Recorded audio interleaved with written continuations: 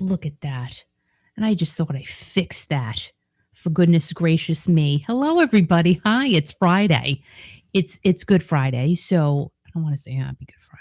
I mean, that's not really nice, but happy Friday. I would like to say happy fun Friday to each and every one of you. I'm happy it's Friday. I will tell you that. I'm happy it's Friday because, I have a great weekend in store. I'm hoping that you do too. And isn't the weekend just always fun? And now that the weather's changing, it's even better. So I'd like to say hello to Kathy Bailey, everybody. So if you need real estate, any type of real estate, apartments, commercial buildings, anything, she'll help you. 832-998-2029, 832-998-2020. Yeah. That's Kathy Bailey right there in Texas. And Scott is here. Scott is in the house, everybody. Ladies and gentlemen, Scott, bodyguard number 1, 2, or 3. He can be whatever number he wants to. Halise, how are you? I hope you're feeling better. Phyllis, hello. Hi. I know, it's just happy Easter weekend. Can you guys believe we're already at Easter weekend? It's just kind of crazy that it's already almost the middle of April. When did that happen? I don't know. But I would like to say that Mark isn't going to be here tonight because he has a concert to go to. Why not? He's out having fun and enjoying his life. Good for you. But we're enjoying our life here. I am so happy to be with each and every one of you. And thank you for being here. Really? Really. Thank you for being here. Al, thank you for showing up. So we took a little drive down to Jamestown like we do every Friday night, or we try to anyway. It's cold as hell out tonight. I thought it was I thought it was supposed to be like really warm. Yeah. It was supposed to go down there freezing there 30 degrees tonight. I just can't take this. You know what? I think it's going to change really soon. Like when? July? Drop of a hat. It's going to turn around. The other day, what was the day that it was really nice this week? I don't remember. I don't even know what day today is. I mean, Hi, Nancy. Be reminded all the time, Today's Friday. Yes, I know that. So, Nancy, I got to tell you, we didn't have fries tonight. I did have fries for dinner one night this week with cheese on it. And you know what? I'm adding a little bit of hot chili pepper to it. Stop. Well, Stop. That'd be good. Well, you can't eat it. Well, and you don't like fries, so don't even go with Well, it's because you like to eat them all. No, it's not because I like to eat them all. I want to thank Scott for his nice comment. He says, thanks for all the great music. And hopefully you're enjoying the sound of Kiki.fm as New England's classic hits music station. And we're playing not only classic rock now, but we're playing stuff from the 80s, playing stuff from the 90s, and there's a little splash of 2000s in there too. So, Scott, thank you very much. And Nancy likes it too. And actually, Patty Taylor reached out on Instagram today and said that she loves the new format. Really? Yes, she did. And who was it Halise that suggested the Barbra Streisand Donna Summer song? No, Halise, it's all your fault, girl.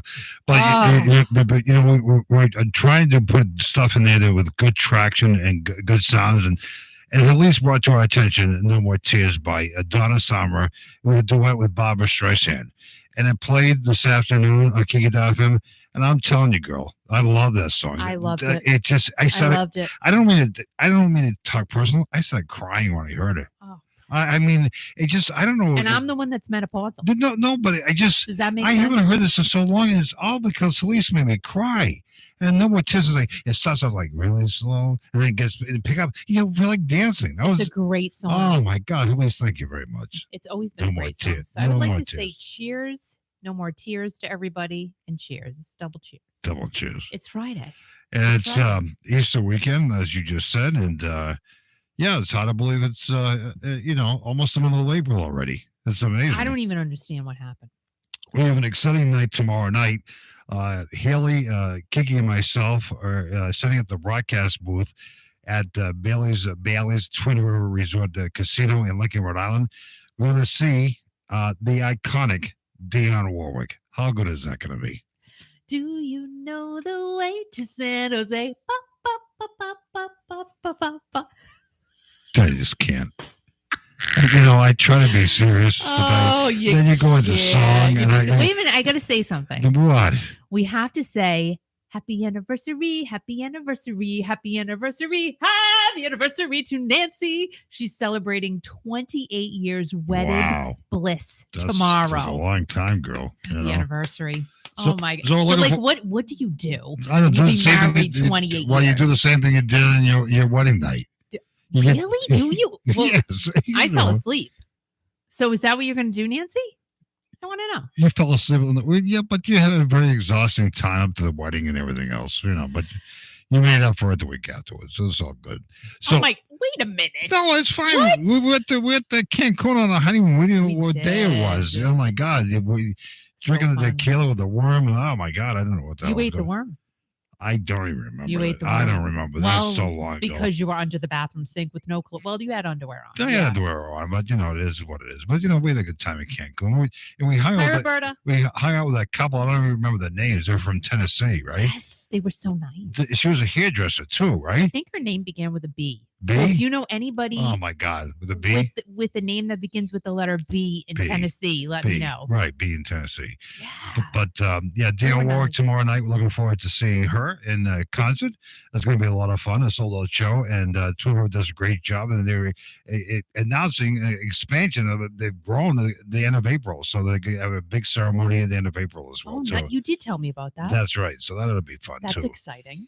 So we got a lot of things going on the next few months, and hopefully everybody else does too, and hopefully everybody's enjoying life and trying to enjoy each other. And that's what it's all about. It's about the music, people, and just connecting. All about it. That's what we try to do every Friday night here on the YouTube channel at Kiki Classic Rock. And thank you for your support of Kiki.fm because, it's grown and grown and grown. And I'm liking what I hear. I mean, we love the classic rock, but we added some more stuff, as I said, the 80s and 90s, the splash of 2000s. I mean, when was the last time you heard Just Got Paid by Johnny Kemp? The other day. And then an hour before that, I heard Shattered Dreams. I heard that the other day too. Oh my God. I just can't. It's great. So I'm loving the new format. And to be quite honest, this is really the format that Al and I met within. Right? No, it's true. It's true. I mean, it's basically going back old school, rock and stuff like that, which we all love rock. There's no question about it. But a lot of the stuff, like the Johnny Kemp, which I just mentioned, and a lot of the other stuff, like we're playing the Gap Band now and stuff like that, is stuff that I played on the radio. It was very popular back in the day. Yes. And I was saying, you don't hear these songs anymore. So I had to make sure we could play certain songs or whatever because the royalties and what have you. And it's flowing pretty good. I mean, I put a splash Really in there, good. and you know what? People are enjoying it. And that's what the thing is, we're digitally enhanced. You can listen to us in your car, your boat, your plane, or whatever. And it's pretty darn good stuff. I mean, Yeah. radio is changing. I mean, AM radios, they're not even putting AM radios in cars anymore. And I know. they're No, talking. why? I thought it was weird when you said to me they're not going to put AM radios in. And they're talking about I thought they weren't going to put any terrestrial radios. They're in not going to cars. be putting any FM radios in cars, and they might already be doing it. Might not be putting FM radios. So radio's a lot different. So we have a lot of people listening to us across the country, and Yeah. we appreciate your support. Me And too. It's great, Hi, D Card, just saying hi and welcome to the crazy group. And Halise, Kiki, and Al, how did you meet? So I'll briefly go into Oh this my because God. everybody here has heard this story 5 million times. 5 but million times. we met working in radio, and I was working on the AM side. Al was working on the FM side. I happened to be in the studio with my boyfriend at the time. His name is Jack. He's still around, I guess. He lives in Rhode Island. We all live in Rhode Island. And we went to college together. And I don't know if he drove me there that night or whatever. And then this guy comes in and he's like, he was so sexy, like Oh my God. so Look, hot. Like I'm like, she's with a oh my boyfriend, gosh, right? She's with a boyfriend. I'm like, but No, my right, God, that's please. terrible. So, Oh my God, what is wrong with you? and then Al's like kind of sniffing around, and he kept coming in the studio, and then what did you do? You asked me to help you with an event or something? No, but It was such a ploy. told us the story 1,000 times. I don't know what you remember half what I did yesterday. It was a ploy. But I went to the studio once, I think, and I shook your boyfriend's hand, Jack, and I says, "Oh, hi, this is my girlfriend, Kiki." And I says, "Great, I guess that means I can't ask her out." Yeah. Well, the next day we went out, and it was all We history. didn't go out like that. No, No, I did no, not do that. no, she did not do that. I did not do Very that. respectful young lady. It took 20 years to, whatever. I did not do that. I No. made sure I broke up with him before Yes, you did. anything. Yes, you did. Anything went down. you- Anything transpired. No, before you even kissed me. You That's said, right. You said I've been going out with this nice young gentleman for 5 years or whatever. And I said, I don't really want to break up with him, but, I want to give you a try and see how it works out. Yep. So Yeah. Kathy Waddle. So that's how we met. Yeah. And we've been together ever since. So Kathy Waddle said she got a new dress for Easter and the Firefall concert is tonight. Really? What are you doing here? You need to go get ready for the Firefall. The Firefall's coming to East Greenwich. They are. But yeah. now, who's the gentleman I spoke with? He's not with the band anymore. Mark Andes. No. Yes. Mark Andes was with Firefall. Oh, I'm thinking of Pure Prairie. No, Pure Prairie. I don't know why. Mark Are Andes. they coming to the Odeum? Yes, they are with some other group. I can't remember the name of the group, but they No. Firefall. Really? Yeah, Firefall. Like soon. With the Firefall. Yeah. Is Mark Andy still there? I don't. You asked me a question. I don't. Dude, I want to know. I don't know. He was with Kathy Waddle. He Mark was Andy he still was with Hart, Hart. and he dated one of the Wilson sisters too, from what I understand. tried to. What do you mean he tried to? I don't know. Tried to. He tried to. Yeah. He wasn't Something successful. like that. Okay. Well, it is what it is. But Wait, he's what a are the group are they coming with? Do you know? I'll have to look. I drove by the place today and I saw it up on the marquee and So it's soon. it's Firehouse and somebody Firefall, not Firehouse. Firefall, whatever. Firehouse. Fire this, whatever. But it's some well-known group though. I think it's I don't. In fact, the Guess Who is going to be appearing. I think tonight with Firefall. Really? And some Now other. that's a good one. And some other group too. I can't. I'm sorry, I'm not prepared. Man, when we see the Guess Who, I hope that they're going to be with someone like that. I hope so. Just see the Guess Who. It's I fine. like that. Yeah. Hola, Lucia. Yeah, Hola. they're And hi, fine. Kathy Waddle. Did I say hi? And hi, DG. Yeah. How are you? She got a new dress Happy for Easter. Friday. Is that what she said? Kathy Waddle got a new dress. For what? For Easter? For Easter. Oh, I got a new dress for Easter too. So let us all know in the comments what y'all are doing for Easter Sunday. Are you making a basket I for did. anyone? I'm not. Yeah, we should I've make done that. We should make a basket. I've done that. Like, We have a baby shower next. Well, you don't have a baby shower. I have a baby Baby shower to shower. go to for my best friend. Yeah. Her son and his almost wife to be are having twins. Can you I'm so believe that? excited. Oh my God, the so life will never excited. be the same again. It's so. It's going to be wonderful. Oh my for them. God, it's wonderful. And they got 2 dogs. I mean, oh my God, It's be a beautiful full life. She's having twins, okay, which is great, and I love the fact that she's nice girl too, by the way.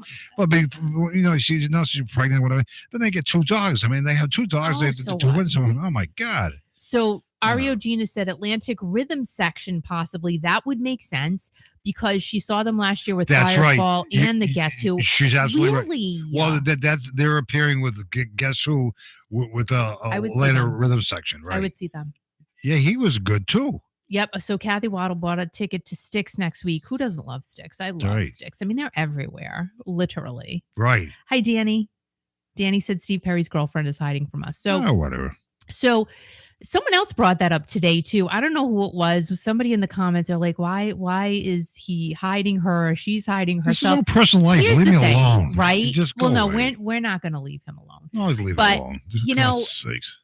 I get it. He wants to keep her out of the public eye. Right, have but a at nice this trip. at this stage of life, I would say put her out there. Put her in the public eye. Yeah. No, this is Yeah, no because public- why not? Oh my What's God. going to happen? You know what I mean? What is What's going gonna to happen? Oh, hi.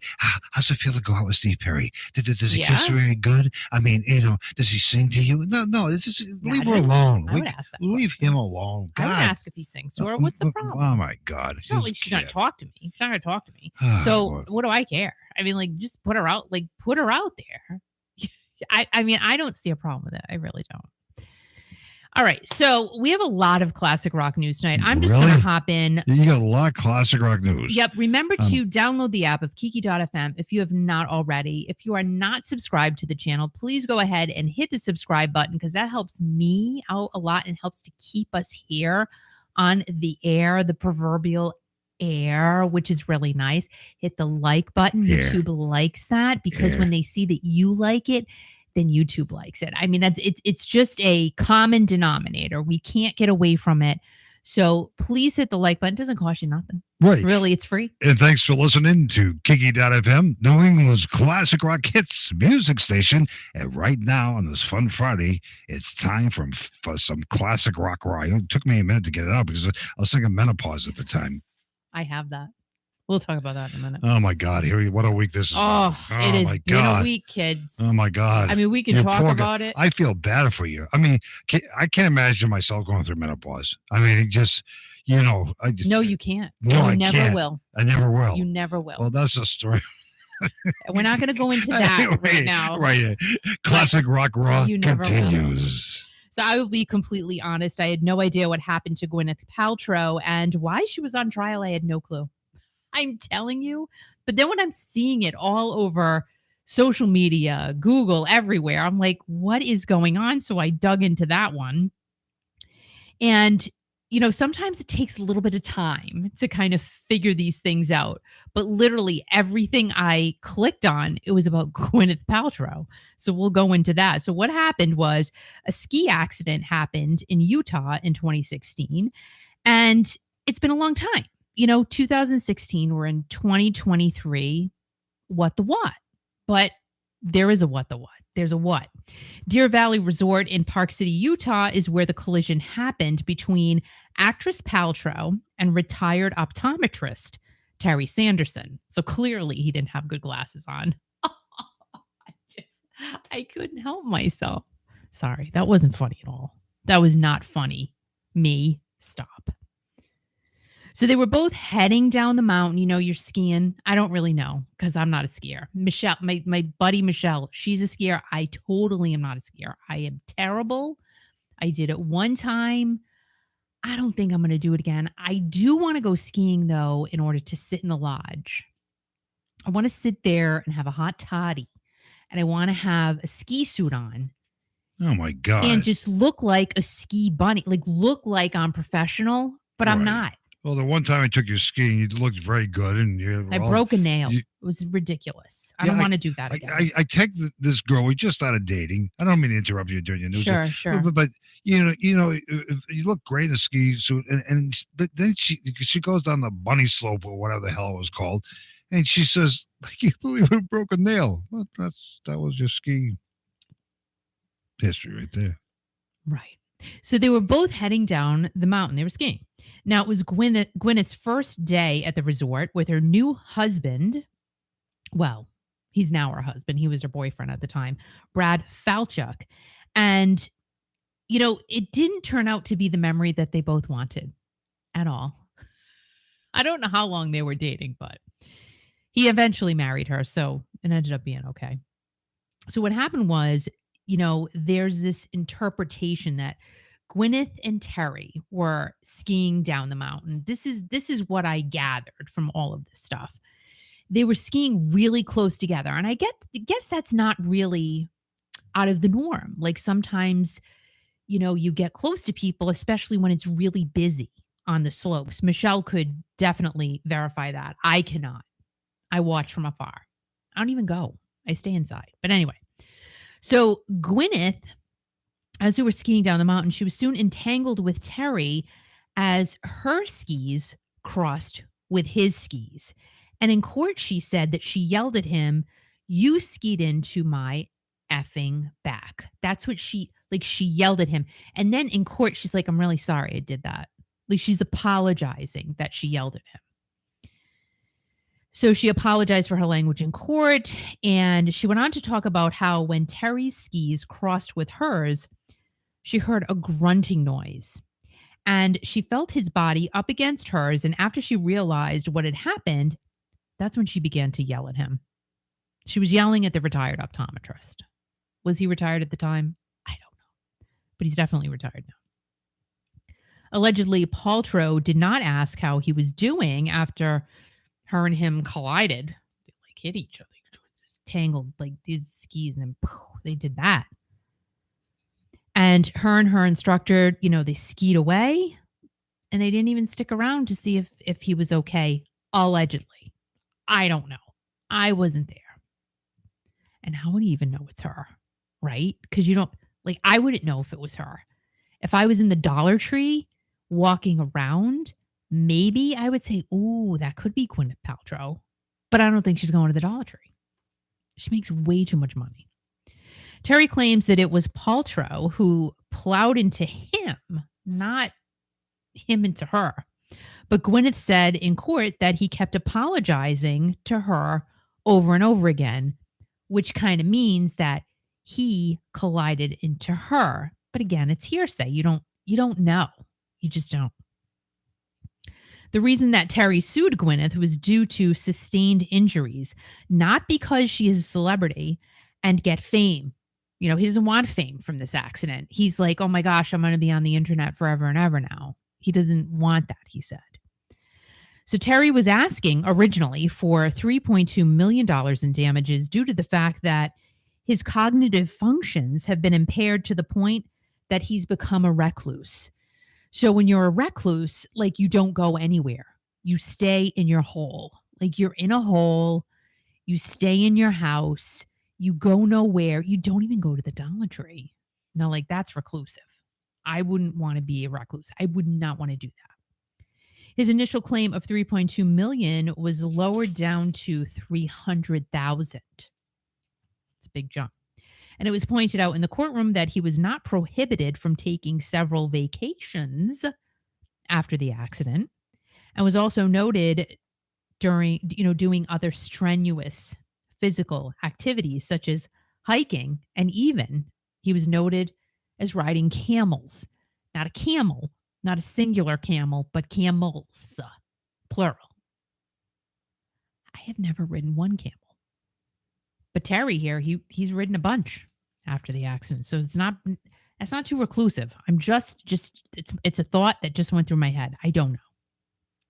Ultimately, Gwyneth could have had easily settled the case because her net worth is over $200 million, and literally all people were talking about was what she was wearing. I'm like, it's very simple what she has on.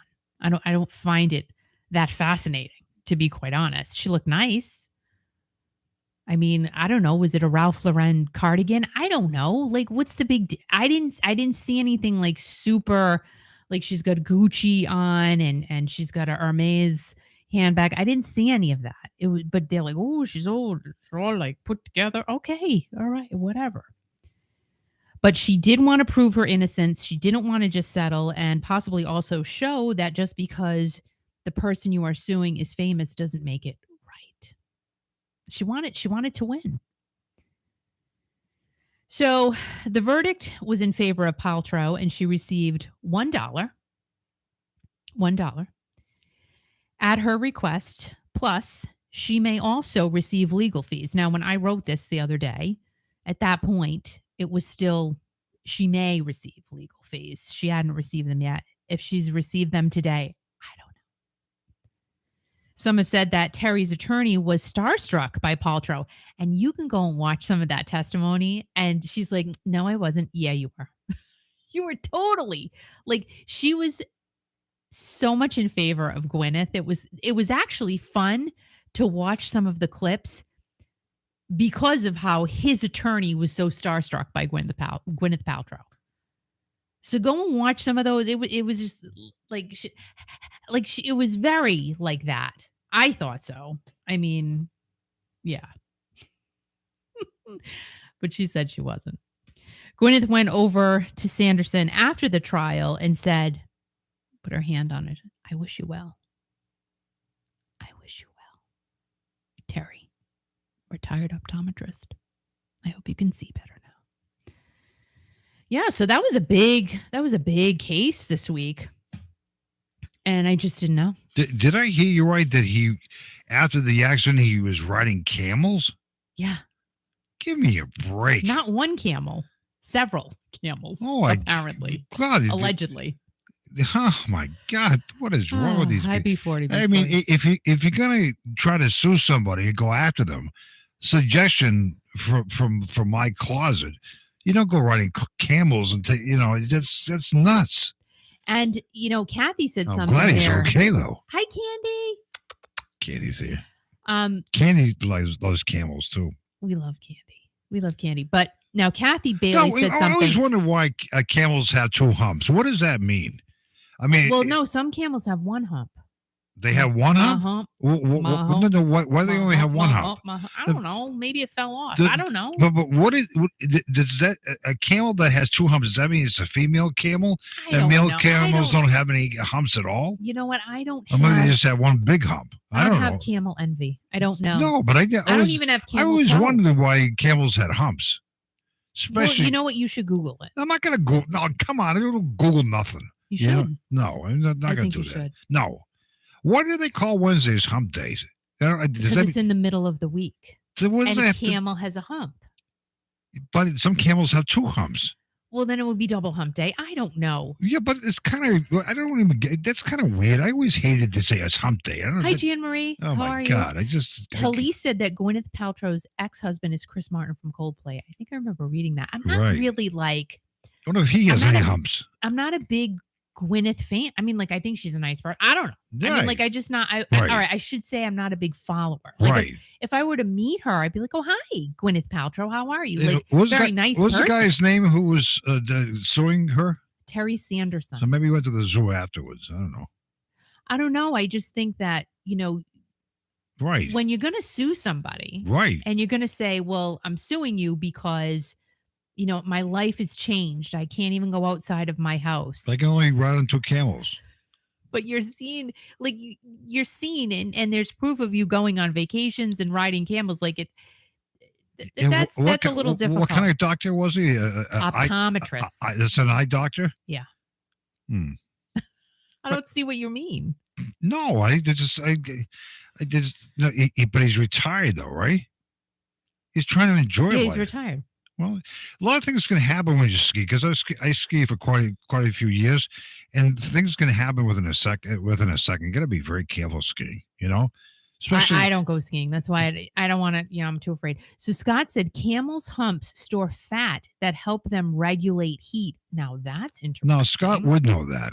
I mean, he knows all about. Thank you, Scott, for for checking that out. Well, he didn't Google it. He knows that because he knows his Did history. you Google it, Scott? No, he used to have. As a kid, he had a job at Franklin Park Zoo in Boston. He used to take care of all the camels. No, he didn't. Yes, he did. No, he didn't. Yes, he did.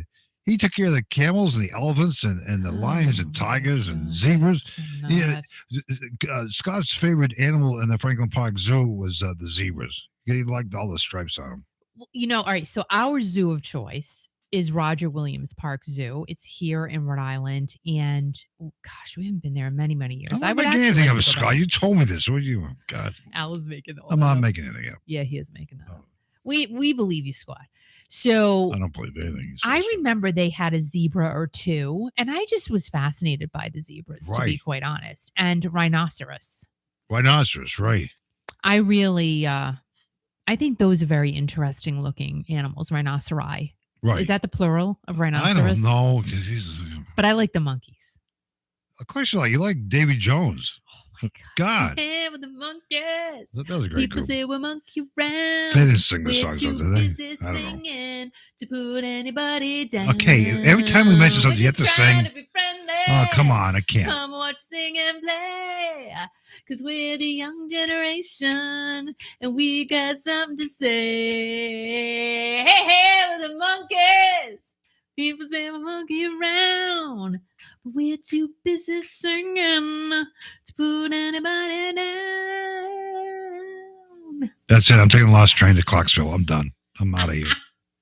They just can't. With Not for nothing. Nothing. That Oh my is God. just so fun. People are encouraging you to sing. I know. Thank you, Scott. Oh my God. Just can't. So wait a minute. So Kathy said the Houston Zoo isn't nice like it was years ago. And I haven't been to the Roger Williams Park Zoo, so I Who said hope that? it's still nice. Who's- Kathy Bailey.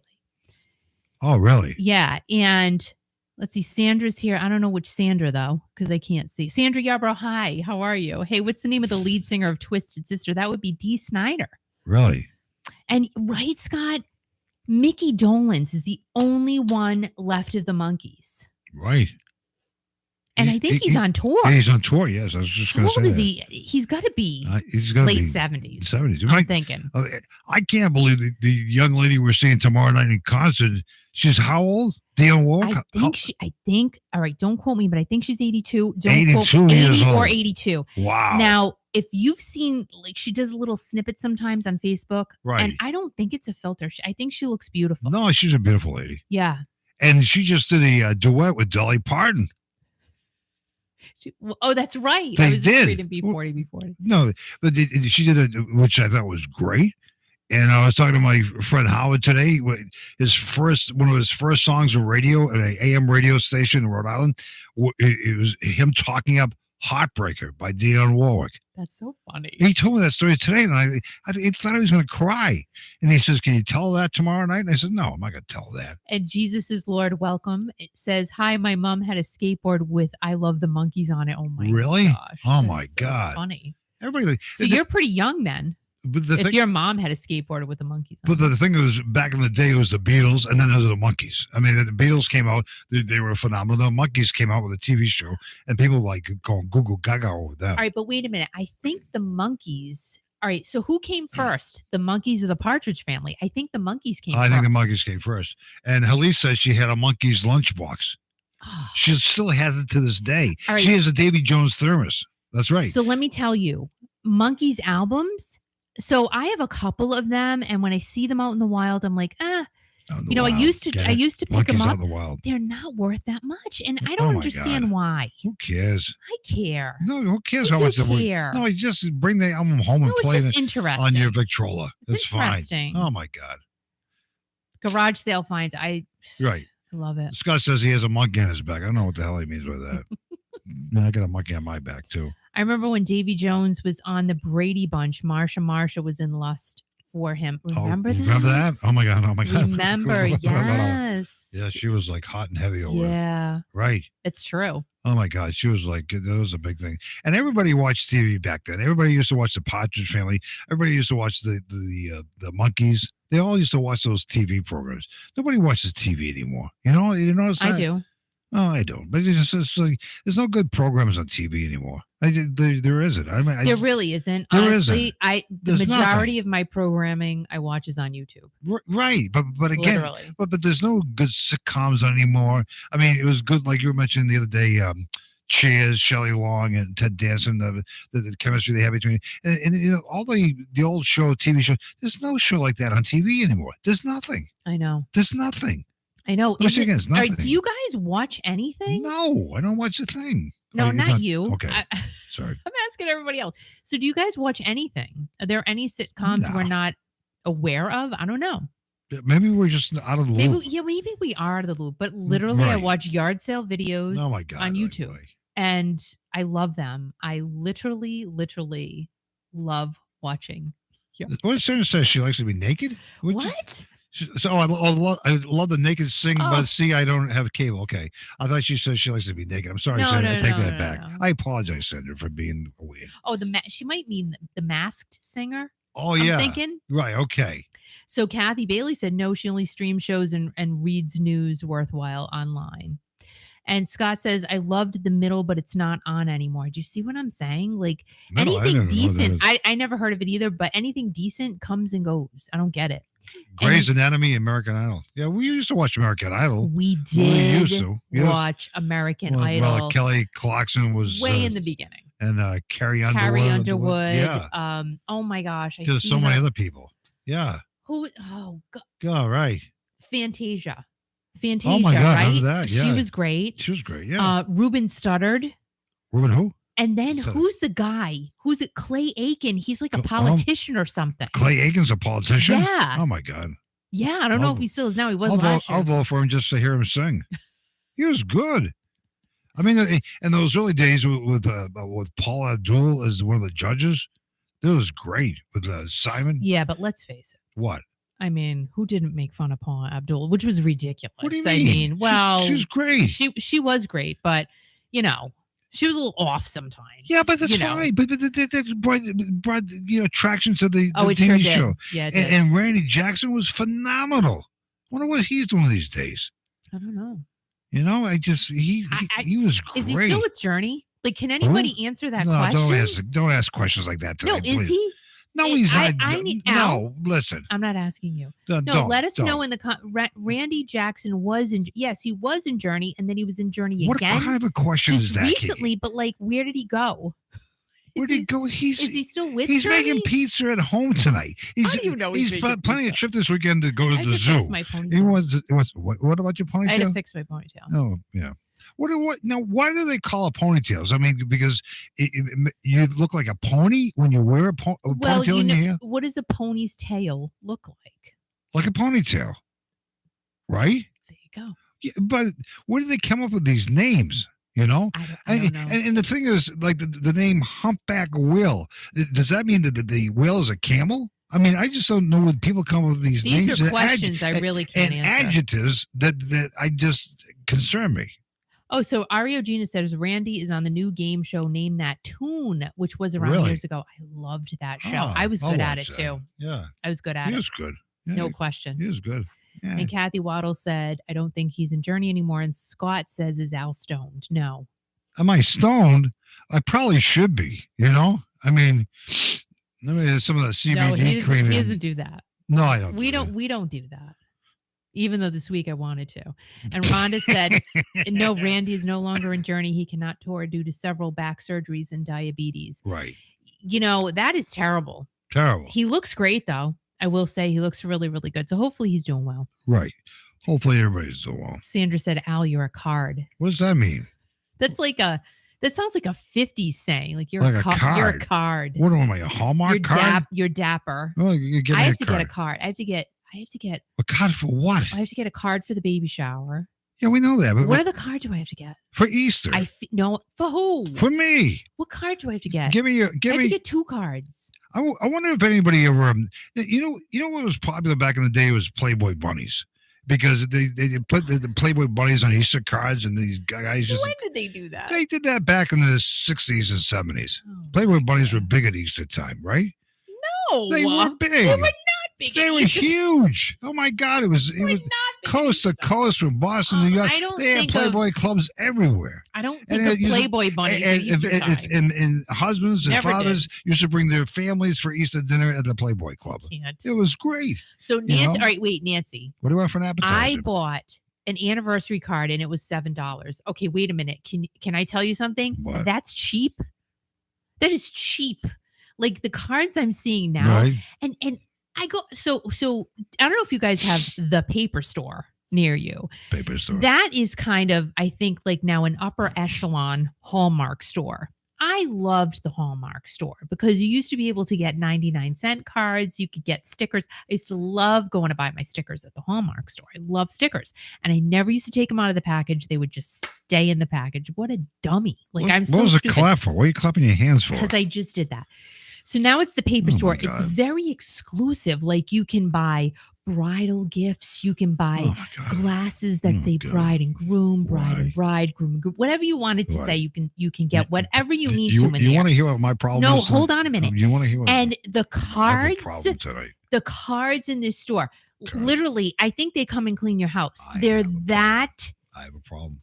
Really exclusive. They're like, you could open them up and they turn into a house. Oh my God. I don't even get what is somebody going to do with that card? I'm having a problem. What are you doing with that card? I'm having a problem. They're going to throw it in the garbage. I had the urge before we went on the air tonight. We drove down to Jamestown. Yeah. And I said to Kiki, I had the urge for black jelly beans. Hi, Carol T. And I'm really mad that you said that. But I don't. We had them like about a month and a half ago, and some guy by the name of Kurt Andrews, one of them in Connecticut, we sent him some bags of black jelly beans or whatever.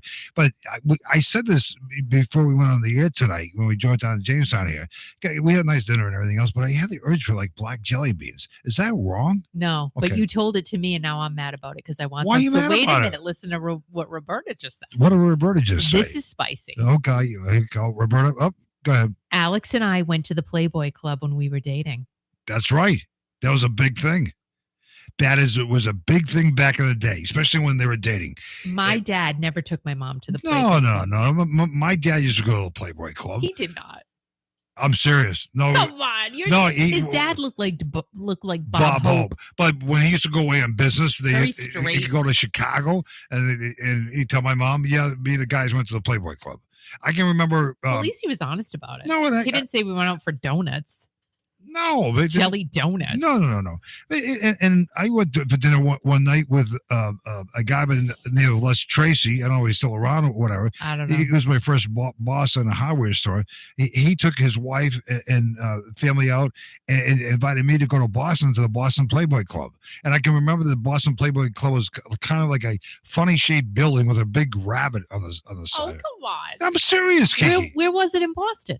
It was right at Southeast Expressway. You can see it right out the expressway. I mean, you see the big rabbit, and the waitresses were very, tastefully dressed. Buxom.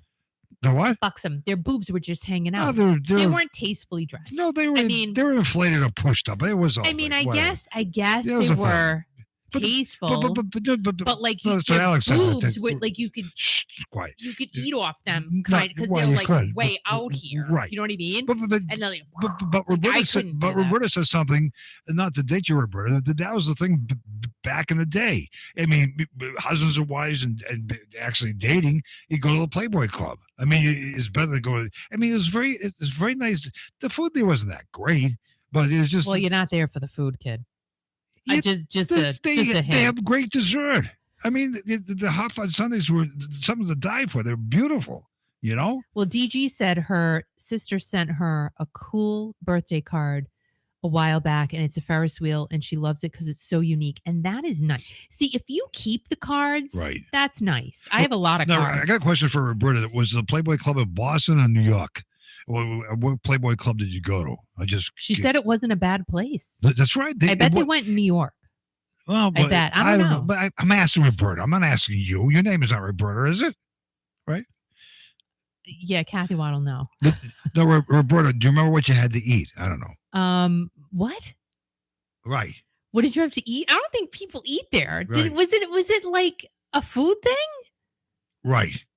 What right? What are you saying? Oh, she said it was in New York. Okay. Okay. All right. Good. See, it was in New York. Well, that's good.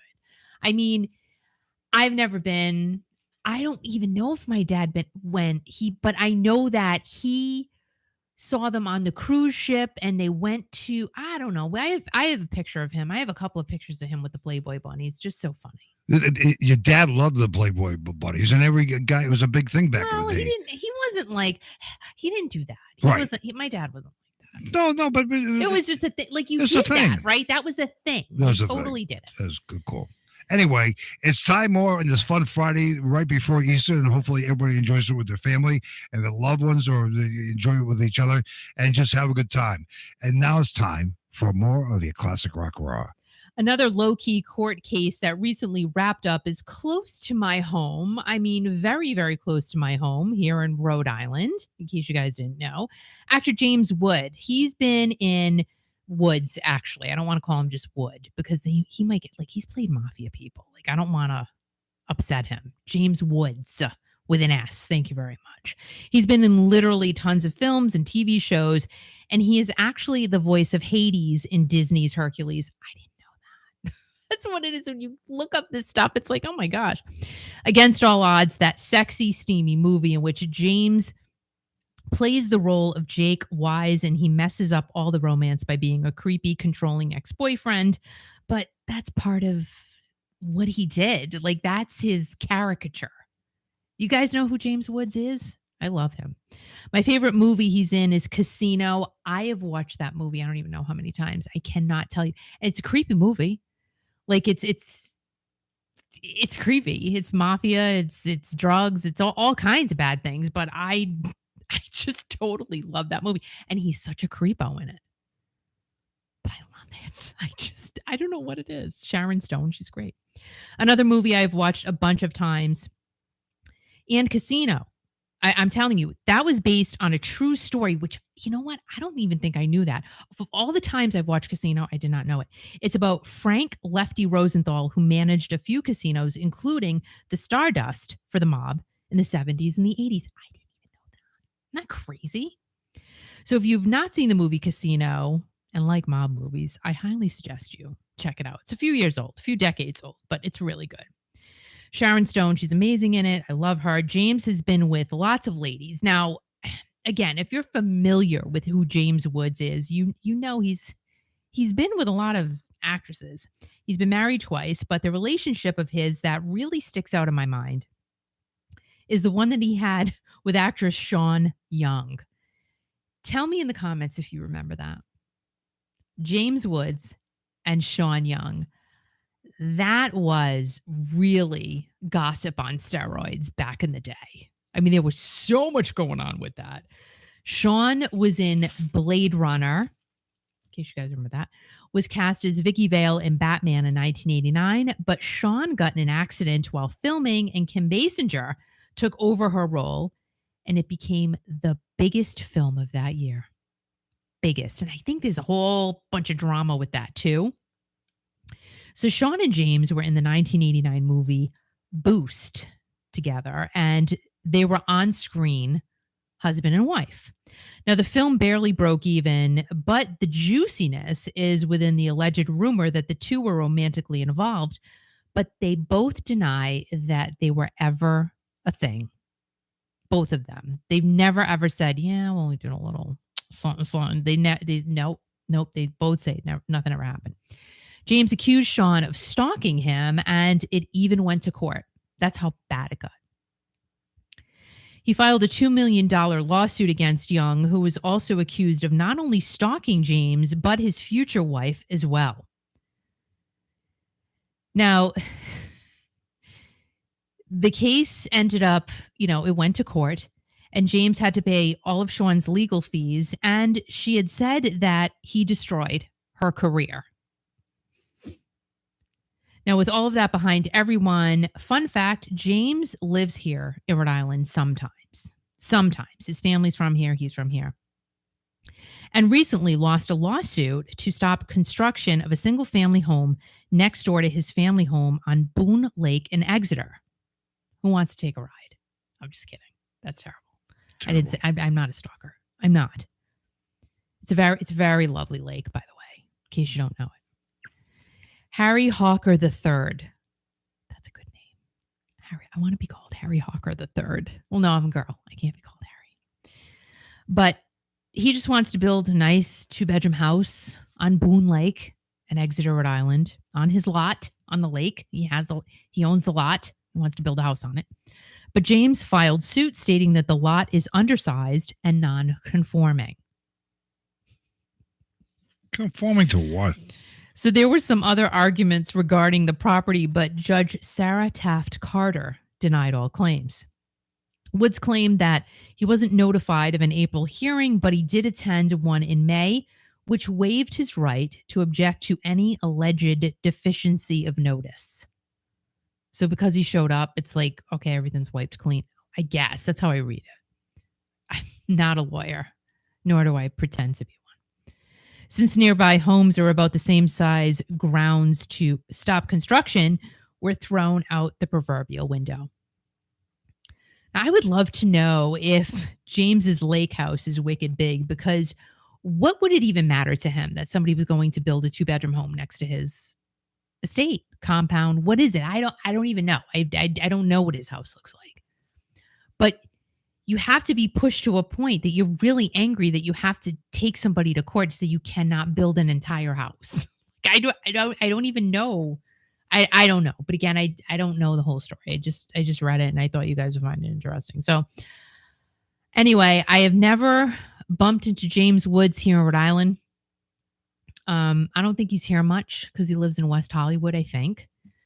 And also another famous person from here, and there's a bunch of them, but Richard Hatch from Survivor. You know what? I really want to talk to him. I don't know why. Why? He's gotten into a lot. He's going to jail and stuff. But I wouldn't mind chatting with him. James Woods lives in a nice, modest house on Boone Lake. Oh, really? How do you know? Because did you look it up? No, because he knows somebody that I know. Oh yeah. Yeah. Right. So, but again, people have to do what they have to do. But if he didn't want anybody to build near him, he should have bought the land so he would have been protected. Good idea. I mean, that's the way it goes. Good idea. I mean, because if somebody buys a piece of land, they can do whatever the hell they want to do as long as it's within the rules and laws and whatever. Boone Lake it used to be very pristine years ago, but it's getting built up like every place else. And I understand, James Woods wants his privacy or whatever. He's got a very nice compound there. They're very modest. You wouldn't think he'd live there, but Boone Lake is a very pretty lake, by the way. It's very pretty. Very pretty. And Exeter, Rhode Island is really rural. Rural. Like you can drive for miles and go, okay, does anybody live here? But then you hit the houses and you're like, oh, okay, yeah, somebody lives here. No, there's some nice parts of Exeter. There's a lot of farm country in Exeter, too.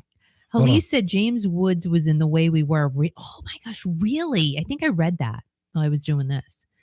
And DG said, other than Bonnie and Clyde, I'm into those kinds of movies. The Bonnie and Clyde movie was really good, too. With Warren Beatty, that was really good.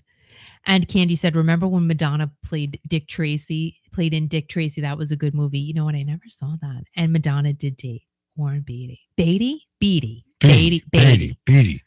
But Madonna's on tour, by the way. Is she out now? No, not yet. And yes, James Woods is 75. Maybe Roberta has some land for sale. That's good. Is it on a lake? Maybe James Woods will buy it. Maybe he will. But if he's 75, maybe he'll like to go see Dionne Warwick tomorrow night. You know what? 82 years old. And is she 82? Did you confirm that? No, I didn't confirm that. I'm just telling you. I'm just saying what you said earlier. Right. Because I'm sure you don't say anything without checking 3 or 4 times, right? No, I don't. I mean, not me. I mean, you wouldn't go on the air saying things that weren't, factually checked before doing it, right? Right. Right. You've never done that before, have you? No. No. What are you inferring? Not inferring anything. I don't really care. That's fine. Happy Good Friday. No, it's great. I mean, it's great that. Yes, Dionne Warwick is 82. Gosh, 82. bless her. Really? Oh my God. That's amazing. Amazing. Yeah. Really. My head's itchy. I don't know why. So Roberta said no money. lake, but you can make a lake. And you know what? You can make a lake. Anybody can make a lake. Like if you have some talented construction people around you, you can make a lake. Right. You make a lake in your backyard. You can make a lake in your backyard. You can. Just put it like a little dinghy pool or a little kid pool, and you make a lake, right? Then you can advertise it as waterfront property. Listen, there are things on TikTok. It is pretty funny. Yeah, pretty funny. People dig holes in the ground and they put garbage cans and they go swimming. And they put the husbands and wives in there too. It's ridiculous. It's ridiculous. Right. Honestly, but these are things. So tomorrow night we're going to be at Bailey's Twin River Resort Casino up in Lincoln, Rhode Island. Going to be seeing the fantastic Dionne Warwick. She's doing a show up there. That's going to be great. Haley's going to be there as well too. And anybody in the area would like to have you come by the broadcast booth and say hello. Yeah. But that's what friends are for. So it's going to be a great show tomorrow night, and we're looking forward to seeing all the people up there. And Victoria, I absolutely do. And when that first came out, I watched it many times. I have not seen that movie in decades. But who is in it? Was it the guy? I could see him in my face. I could see him in my head. Who was it? Who was the actor in that? Oh gosh. Who was it? Help me.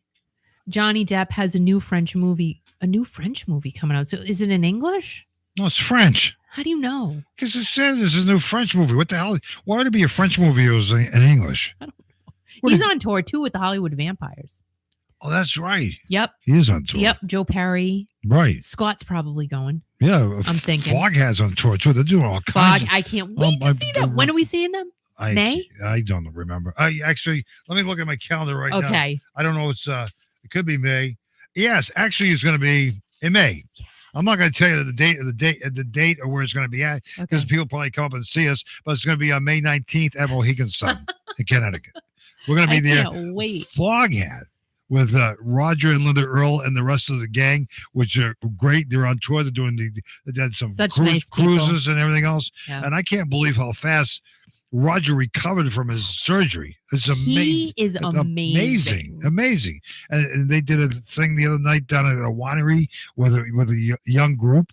All right, so here's the story. No, all right, what's the name? What is it? The Empty Pockets, I think. That's the story of my life, the Empty Pockets. And they back empty up pockets all the time. Al Stewart, who Scott saw. So Scott, did you see the Empty Pockets? Right. Hold on, I'm waiting for him. But Al Stewart is famous for doing the song "Year of the Cat," and our very loyal listener who put it on his Facebook today. He some Def Leppard song. He says, "Where else can you hear this?"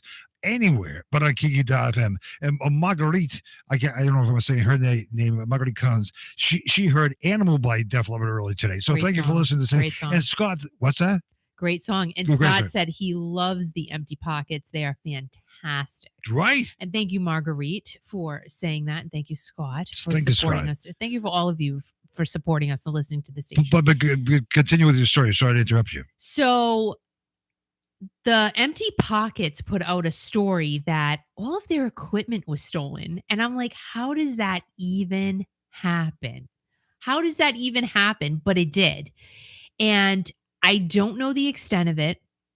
I don't know how much they gave, but Roger and Linda Earl donated, I think, some equipment to the Empty Pockets, which is so what we're supposed to do, right? It's so nice. And you can go to the Empty Pockets on Facebook, the Empty Pockets. And I think they've recovered mostly everything. You know, they've gotten enough donations to be able to buy new equipment, but go check them out. It's just such a feel-good story that Roger and Linda Earl, I'm sorry. No, I'm not sorry. They're fabulous people.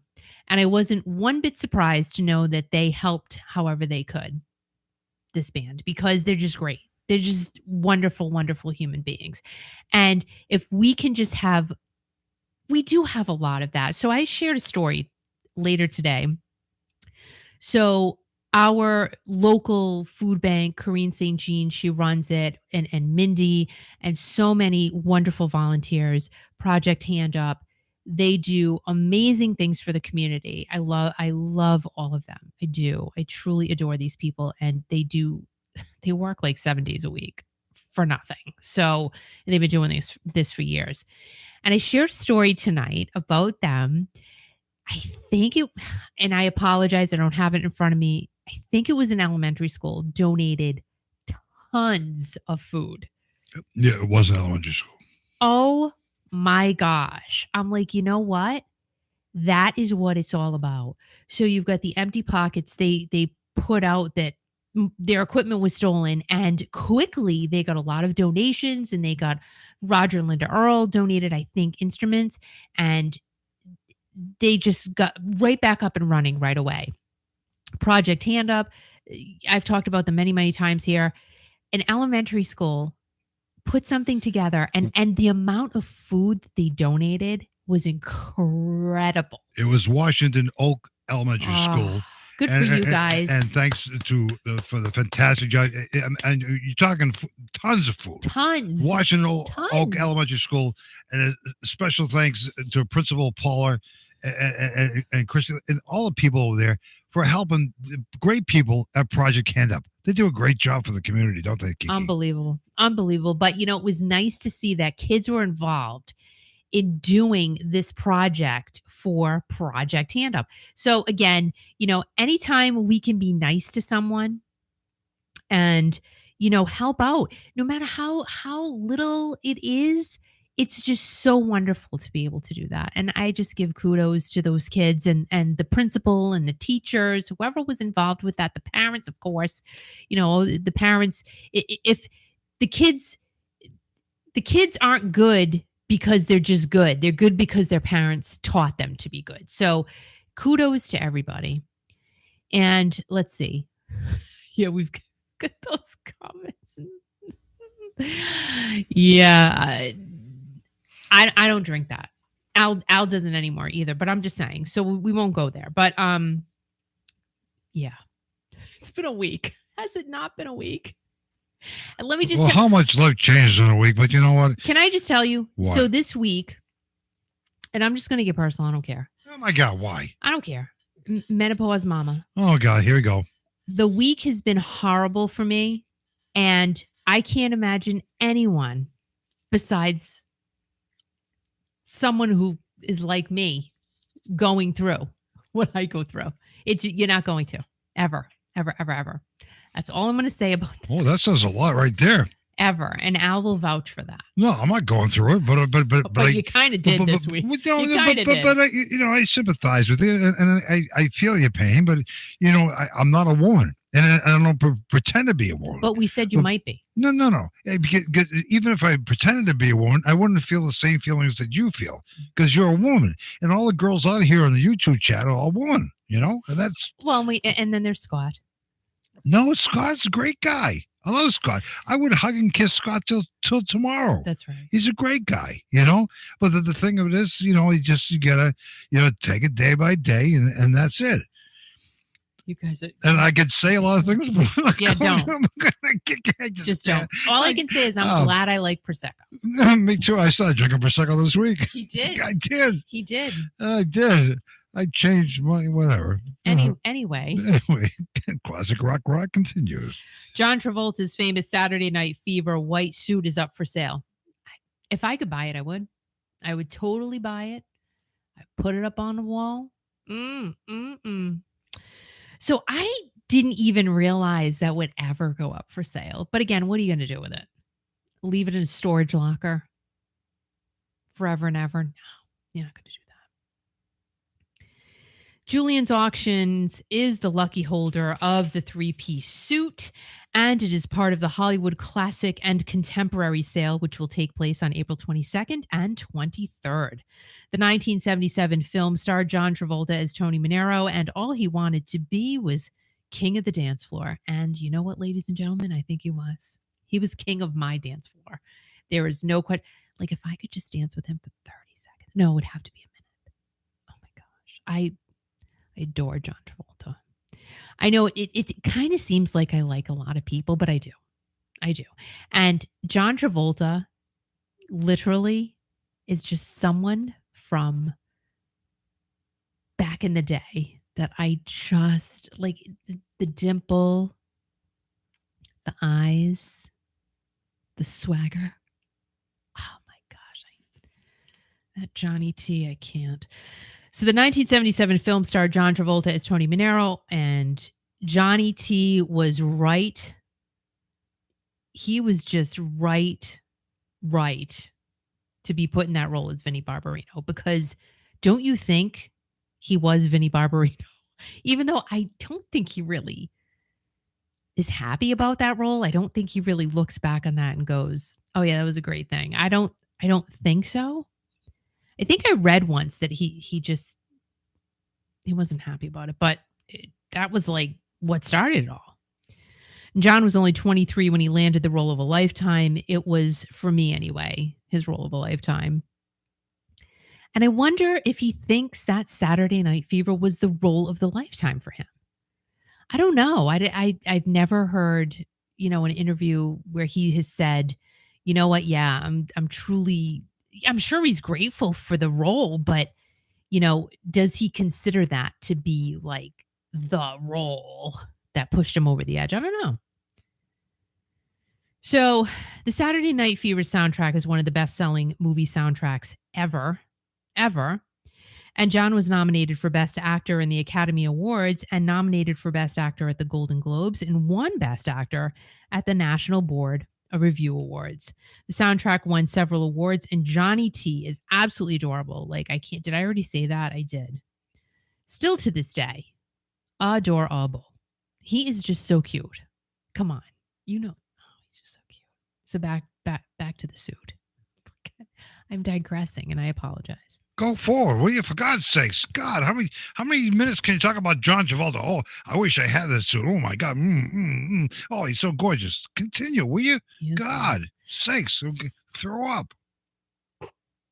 Don't be jelly. Now, allegedly, only 2 of those suits were ever made. 2 of them were in existence, supposedly. I don't know where the other one is. I really hope it shows up at a yard sale, though. I will tell you that much, because I will buy it. I will say, "Oh my gosh, that's Johnny T's other suit. It's mine." The iconic suit is expected to get around $200,000, but the economy's weird right now. I don't know. Like, eggs are still expensive. They came down a bit, but, birds are still quacking. They're still like, I got the golden egg here. But, they say when others are fearful, you buy. And when they get greedy, you sell. So I don't know. Maybe the suit will it go over 200,000? I don't know. Sometimes these things do. We'll talk about something in a few minutes that did go over the expected asking price. So allegedly, John is trying to get Priscilla Presley and Riley Keough to put everything aside, move on, and stop fighting. Now, I thought that was interesting that John Travolta is involved in trying to smooth over their relationship. I think it's wonderful. But I didn't realize he was that close to the family, but apparently he is. That's really nice of John. You know why? Because he's nice. He's a nice man. He's a nice, cute man. He's really cute. He's got that dimple right there. Just saying. Bill's here. Hi, Bill. He's late. He's not late.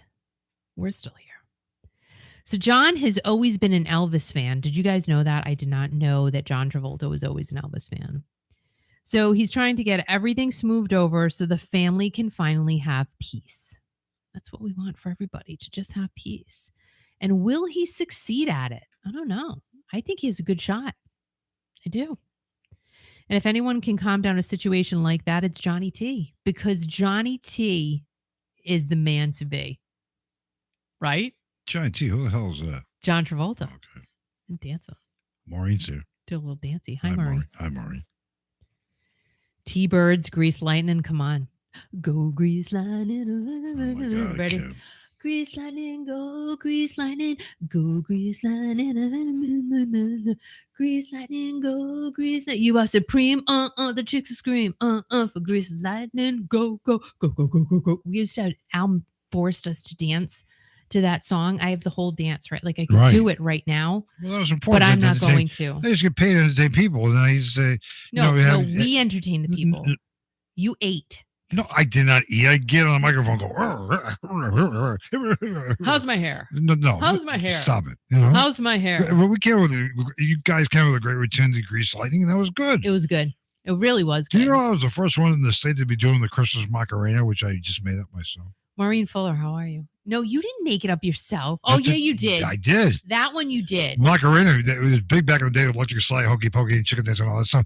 And then I came. Ho. Which is the one I made? Wild Wild West. Kat and I made that up. With Will Smith. Kitchen. Will Smith got jiggy with it. And we used to do that at parties and everything else. But I came up with the Christmas Macarena. Christmas Macarena was a song. Yeah. And I came with a dance routine. And I remember doing dance routines. I don't mean to interrupt you, but the dance for the elderly people down at the Providence Marriott, and they loved it, going, ho, ho, ho. They did. That was the last time they went, ho, ho, ho. Ho, ho, ho. Like Al was just like, ho, ho, ho.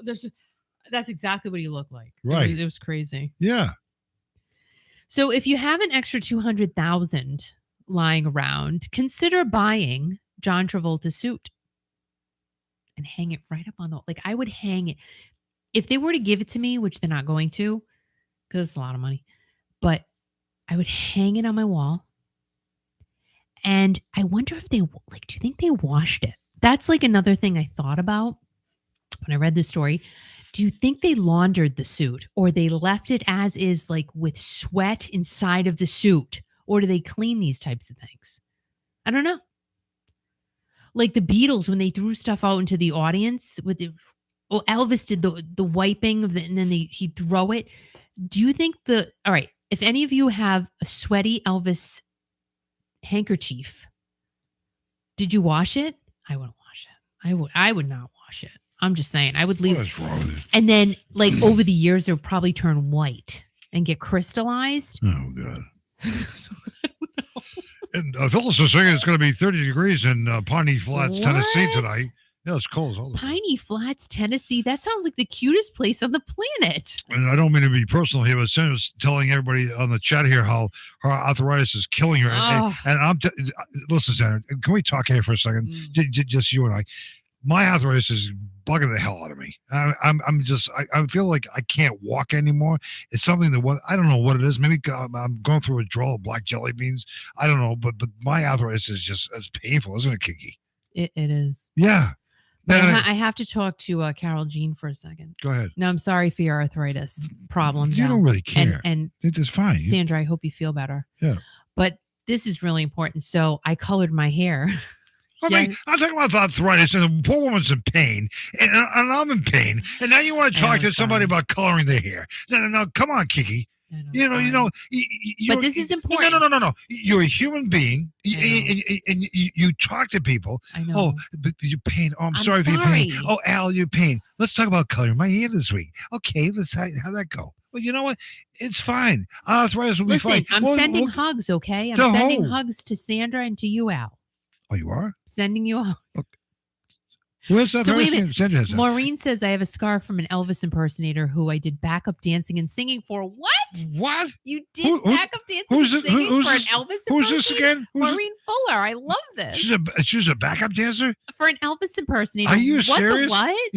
I love that. You could have worked for me back in the day. I know. Could have been a backup dancer. Could have been. You have to listen to it. Get into it. You know.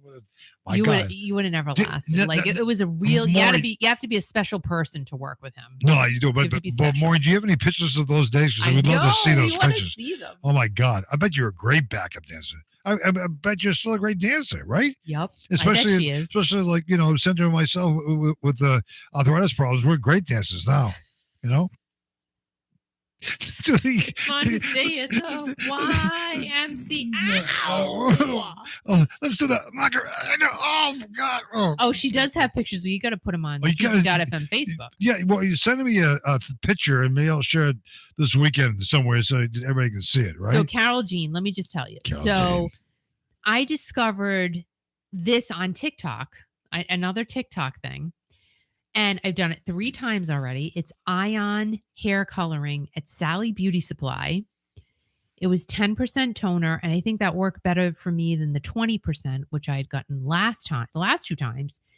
And I went into Sally's today because I had to get some fake eyelashes for this weekend. Oh my gosh. And let me tell you, there's some really nice new ones out, magnetic ones. They're really pretty. I hope mine fit this week. And the woman goes, "Oh, your hair looks really nice." Like, I just got my hair color from here the other day and I did it myself. She goes, "Really? It looks really good." And she's a retired hairdresser. She goes, "It's so easy." I mean, I will always have my hairdresser do my hair, but I can't go every month. And I think it's bad for you anyway. But I cannot afford to go every single month to get my hair colored. So this is like a 2-month thing. But the gray's coming in really fast and furious now. But Ion hair color from Sally Beauty Supply, wonderful. And the people who work there are great. They'll match your hair color. And I don't even think it's $30. So just for a root touch up, in between when you go to your hairdresser, it's wonderful. It's wonderful. Scott, you suck. What did he say? Would it work on Al's back hair? You know what? He used to have a lot more back hair than he has now. Like, it was way more intense. Like Michelle. Wait a minute. What? The question is, would it work on Scott's back hair? Does he have back hair? Doesn't have any hair at all, but he looks beautiful. How do you know he doesn't have back hair? Beautiful. He could have back hair though. Has nothing to do with the hair on top of his head. Next time I see Scott, I want him to disrobe from the waist up so I can see if he has any back hair. Okay, that's weird. So Carol Jean says she uses Ion. I've had back hair since a week back. Oh my gosh. I love Ion. I'm telling you. What the hell is Ion? Anybody out there, men, women, whatever, coyotes, I don't know, go to Sally Beauty's. Can you imagine a coyote walking in there and going, but Sally's is nationwide, is it? I think so. Scott says he looks like he's wearing a sweater. Al used to look like that. Really? Al still has kind of an orangutan look when he takes his shirt off. Like I told you the other day, you look like an orangutan. See, Kenny says my arthritis problems is because of the weather. And like Roberta, we're getting older, but it is what it is. But it sucks. Maybe that's why I can talk when I see Dionne Warwick tomorrow night. I gotta ask her, Dionne, do you have problems with arthritis? No. And she's say, that's a heartbreaker, Al. But no. Come on over here and we'll talk. So Bill said, I wonder how she's gonna be tomorrow night. I bet she's gonna be amazing. She's only doing a few shows. Only a few. It's not like she's out there, touring the country. She's only doing a few shows. It'll be interesting to see when we report you back next week if she's going to be doing it with like an orchestra or something. You know what? I did see stuff on YouTube. She is with an orchestra. Really? Yeah. No. But I don't know what tomorrow. I don't know. I'll be getting there early tomorrow, setting up and everything else. So I'll see if the orchestra's going to be there. Maybe she's going to be with a band. Maybe the Grateful Dead is back. Bill said Wile E. Coyote might be going in there to disguise himself so he can catch the Roadrunner. That's good. Imagine. Scott and I would have a good time hanging out Oh, together. man. I mean, Scott and I would like And love Bill, our too. houses. Who? Bill? Who? Oh, yeah, Bill. Yeah, Bill. Bill, he showed up later. I forgot he was here. That's right. What's he doing today? Is he getting ready for his wedding? His wedding's coming up soon. I don't know. That's a question for Bill. That's right. All right. Anyway, it's time. Thank you very much for your support of Kiki.fm. Hopefully you're liking it. Kiki.fm is New England's classic hits music station, Kiki.fm. And now, on this fun Friday, it's time for more of your classic rock raw. Christine McVie, the first member of our beloved band, Fleetwood Mac, just had her cause of death revealed. Really sad. I still can't believe she's gone. It's just, I don't know. I don't know what it is. Fleetwood Mac, it's one of those bands where you just think they're going to go on forever and ever and ever, right? Her death certificate allegedly states that an ischemic stroke is what took her life. Now, this kind of stroke occurs when one of the vessels leading to the brain is blocked. And this is the kind of stroke responsible for 87% of them. There was also a second cause of death stated, and that was a metastatic malignancy of unknown primary origin. Now, when this type of malignancy occurs, because the cancer has spread, there is no way of determining where it came from. Last June, Christine told Rolling Stone magazine that she was in quite bad health and that she had difficulty standing, so touring would have been no longer an option for her. She had also mentioned in that article that it would be impossible to know if her ex-husband would ever go on tour. And she also said that if they were to go on the road, it would be without John and probably without Stevie. Now, in 2013, John was diagnosed with colon cancer, but he did go out with Fleetwood Mac years after he received that news. We actually saw him in concert.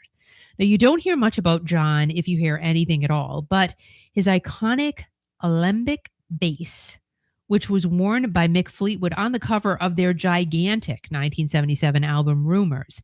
Now, this is a fretless bass like Tony the Fretless Monster. He never frets, Tony. He's such a fun guy. And the original auction estimate speculated that the iconic piece would sell between $40,000 and $60,000, but it ended up selling for $128,000. So a little more than double of the top estimate. Now, you never know how auctions will go. They could go up. They could go down. In this case, they went up. Just like I'm saying with the John Travolta suit. Who knows? I mean, somebody's got a lot of money and they really want this suit hanging in their house or their studio or whatever. They're going to pay for it and they're going to make sure they win it. So I would like the suit. Did I say that already? I would, though. I mean, I would. Oh my God, sickening as hell. How many times are you going to say I it? would like the suit. What would you do with the suit? I would just look at it. That is crazy. I would just look at I would look at it all the time. What are you, a stalker? No. What do you, I would just look at it. I would just look at the suit. Come on over and see my John Travolta No, because suit. I've watched that movie I don't know how many times. That was a good movie. Yeah, I've seen that movie. Times. I've seen that movie a lot of times, too. No, you haven't. Yes, I have. You don't care about it as much as I do. You're lying to everybody. I've seen that movie 1,000 times. Last time I watched it, you walked away. You walked. Be honest with everybody. Because I had something. You went on Facebook. You went go on Facebook. No. I did do Facebook. You did. Facebook wasn't even out back then. I mean, it wasn't even a thing back then. Remember, things are repeated now. What's that mean? We're not talking. I wasn't with you in 1977. I was like not even 10. Like yes, you were. You were 10 years old in 1977. So I wasn't hanging with you then. I was 5 years out of high school. Weirdo. What do you mean weirdo? What do you call me a weirdo? When I was 10, you were 23. You would have been arrested. Like beyond. No, you would have been put in jail, locked up. No, when you were 10, I was 23. Yeah. Oh, but don't tell everybody that, please. Too late. That's wrong. That's kind of weird, Kiki. I mean, for you to be putting personal information on the chat here tonight, to say when you were 10, I was 23. What are people going to think of me now? I don't know. Let's see. Well, the important thing is that Scott just brought to our attention, and I saw this week. James Taylor is going to be in concert in Boston, I think, on August 31st and September 1st. That would be a good concert. That's a good concert, yeah. You know, and I would like to talk to James Taylor. Yeah, I think you should. We don't. Well, yeah. There's a lot to say there, but, you know, he's great. I like how sweet it is. Oh He my is God. he is phenomenal. How sweet It it is. is. Okay, that's enough. to Kiki, be stop it. loved by you. Kiki, stop And that's it. another song What? constantly at weddings. Yeah, for cake cutting. Feeding. How sweet it is. How sweet it is. Oh, Right. oh, look, he smashed And then the when they- cake in her face. Then when they get divorced, they play Fire and Rain. Yeah, so anyway. Oh, that's so So funny. Scott, that's a And then great idea. I'd she like to feeds put my him, my cap, my right? thinking cap on for that. James Taylor, I would You love know. to see. I've And never now seen the James. bride feeds the groom. Kiki, She cuts concentrate. the cake. I would like and to then see James Taylor. Oh, and she smashes him in the face. Kiki, Oh, I'm talking it's about so James funny. Taylor. Look at how funny that is. You're not. All the time, constantly. What? Oh my gosh, how many times did we see people smash cake in each other's? Everybody's like, Who oh, cares? My God, what is it? We're talking about James every Taylor. week. We're not Kiki. Don't smash the cake. It's just like Kiki, it's just not nice. We don't care about cake. We don't care about anybody's weddings. Or like if they stick it up their nose, like I've seen that happen. Oh my too. God. Like, just go, like I would be pissed. I'd be so mad. No, I saw a lot of brides and grooms, like like the groom was smashing into the Yeah, don't brides, be in, doing that. and then the bride wouldn't talk to It's him not for like funny. 3 weeks, and then divorce him and take him for all his money. Yeah, and don't do they that. bail over after that. So Scott hasn't gotten tickets yet. I'm shocked. Well, they're expensive. And Sandra Well, said, I heard Judy Garland's ruby red shoes went up for $6.5 million. Really? I wouldn't doubt it. Was it was? Yep. And DG said the tickets are expensive for James Taylor. I would believe so. I would Yeah. believe that's like a Billy Joel, Stevie Nicks type of ticket. Well, be less than that, but you know what? James Taylor's a class act. Right. He is. I've seen fun. Okay, I've Kiki, seen stop it, please. I rain. can't. All right, and if we have any requests, No. Can you have a normal conversation with No. going into this song stuff? You know it drives me crazy, right? if you have any Stop it, Kiki. requests, Kiki, knock it off. put it in the. Maureen said, I saw James Taylor numerous times. He's so good. Me and my sisters got Queen tickets today.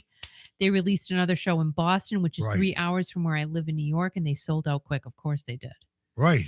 And Scott said that's why God invented American Express. Yeah, but you got to pay for it. Talk to Journey. Oh I'm my just God. kidding. Bill said we're seeing our buddy Sean, the Garth Brooks tribute guy tomorrow night, just down the road from us Wow. tomorrow night. Going to be a blast. That's fun. That's great. That's fun. We're going to see Dionne Warwick. I'm just saying. I don't know if we told you that. Yeah, we are. And people say, well, she's great. I grew up watching Dionne Warwick. I watched Petula Clark. I watched Nancy. I'm giving my age away. I'm older than Kiki, but Nancy Sinatra. And Judy Garland and all these. These boots are made for walking. I can't get through a That's sentence without just you what singing. they do. Drive me crazy. I'm gonna. And then in June, we're going to have the opportunity to see the one and only, the great group Grand Funk Railroad. We're an American band. I'm out of here. I'm We're out. an I'm done. American I'm done. band. I'm done for tonight. We're coming I'm to done. your town. I'm We done. like to party Stop it. town. We're an You're American being ridiculous. band. Will you be professional? Come on, you just stop it, will you? I'm trying to have a Professional. conversation with you to make it more enlightening, to make it more fun, and all you have to do, you go into We're American Band and whatever. I'm not even done with my story. but- You interrupted me. I'm sorry. I know you're some kind of wonderful classic rock continuous. I don't even know where I was. I don't even know what. Anyway, Thank you, Candy. Say thank you to Candy. thank you, Candy. Goes right to Kiki.fm and keeping us here. So if you're having some fun, thank you. Thank you. I love you, Candy. So anyway, it would just be nice to know how John McVie is doing. Because like I said, we really don't hear anything about him. And yeah, so Christine McVie's cause of death was revealed this week. It's just it's just sad. It's just really sad. Yeah. So I'm going to do something fun. Hold on. I'm going to do something fun. Just because. What are you doing? Just because of Candy. Candy? You're doing something fun because of Candy? You're walking away from the camera. You don't even tell me what you're doing? Oh, my God. This is all Candy's fault, ladies and gentlemen, boys and girls. Not anybody else's fault. But it's Now, I wasn't even going to do this, right? I really wasn't, because I still have a few more stories to go, which I will do. But I'm like, let me just, see how the night goes. I don't know what's in here. I ordered this What is it? like last year. I don't know. It's a magazine. I Oh. ordered a bunch of like really retro Journey magazines. So let's see what's in here. What do you mean it says do not bend? What does that mean? Well, because it's a magazine. I don't know. Like, we'll see. Okay. You're going to find out just like literally. Okay, so let me see the date on this. Hold on. Oh my gosh, this is from March 21st of 2022. Are you serious? I've literally not opened this. I don't even know. You don't even know what it is? Nope. I have so many. But why are you saying this is because of Candy? Because she's so cute. Oh, okay. And it's fun. And I want to do something fun. Yeah, right? but again, but you don't know what it is. I know. It's nothing bad. Yeah, but it might be something you can't show on the YouTube channel tonight. No, it's nice. Look at guys, I literally have not opened this. Oh my God. Look at that. Look. Wow. I don't know what's in here. Do not bet it. Ooh. It might be like a court document or something. Oh. You've been picked for jury duty, right? Oh, yes, girl. This is from 2022. No, it's not. This is from, this is a nice shit. This is from November, December of 1981, Cream Magazine. Wow. Who remembers Cream Magazine? Not me. Wow. And so Look at REO that. Speedwagon. Wow. Look at that. Foreigner with No Lou kid. Gramm and Journey. All right, let's open it up. Oh, You're not going to open it up, are yeah, you? wait, Al. Okay, go away. Go away. Do what you want. Go away. We're having fun here. So you have Foreigner on there. You have REO Speedwagon and that other group. Maureen, so cool. So cool. And Scott remembers Cream Magazine. Thank you. Oh, and there's an REO poster in here. Let's Are you serious? Oh my God. Guys, like this is so fun. That See, might be worth a lot of money though. I mean, you might I paid a lot for these magazines. Okay. Look who's on the back. Debbie Harry. Oh, really? Blondie? These are business expenses. Oh, yeah. I mean, this is great. Hold on. Oh, wow. This is great. Down This magazine's in really nice condition. I can't believe you're doing this on here tonight. I had no idea. I can't either. I can't believe you finally got around Candy to it. inspired me. All right, ready? Candy's all your fault, Candy. This is so Journey, Escapees, Escapades, exclusive interview. I can't even talk. I'm so excited. What interview? Blah, blah, blah, blah. Foreigner, Jukebox Heroes. Well, that was a play on words. REO Speedwagon, High and Mighty. Okay, let's see. Wow, that's pretty cool. Rock Hitmakers of 1981. What? Look at Bruce Springsteen. And then over here is Foreigner. Foreigner. Oh, this is way more fun than classic rock raw. Oh yeah, this is the hell of raw. This is more raw than you can get. I can't. No, this is how raw can you get going back to Cream Magazine? Look at this. Look at this. Well, hold up to the camera so everybody can see it. I am. Okay. You're so rude. No, I'm not rude.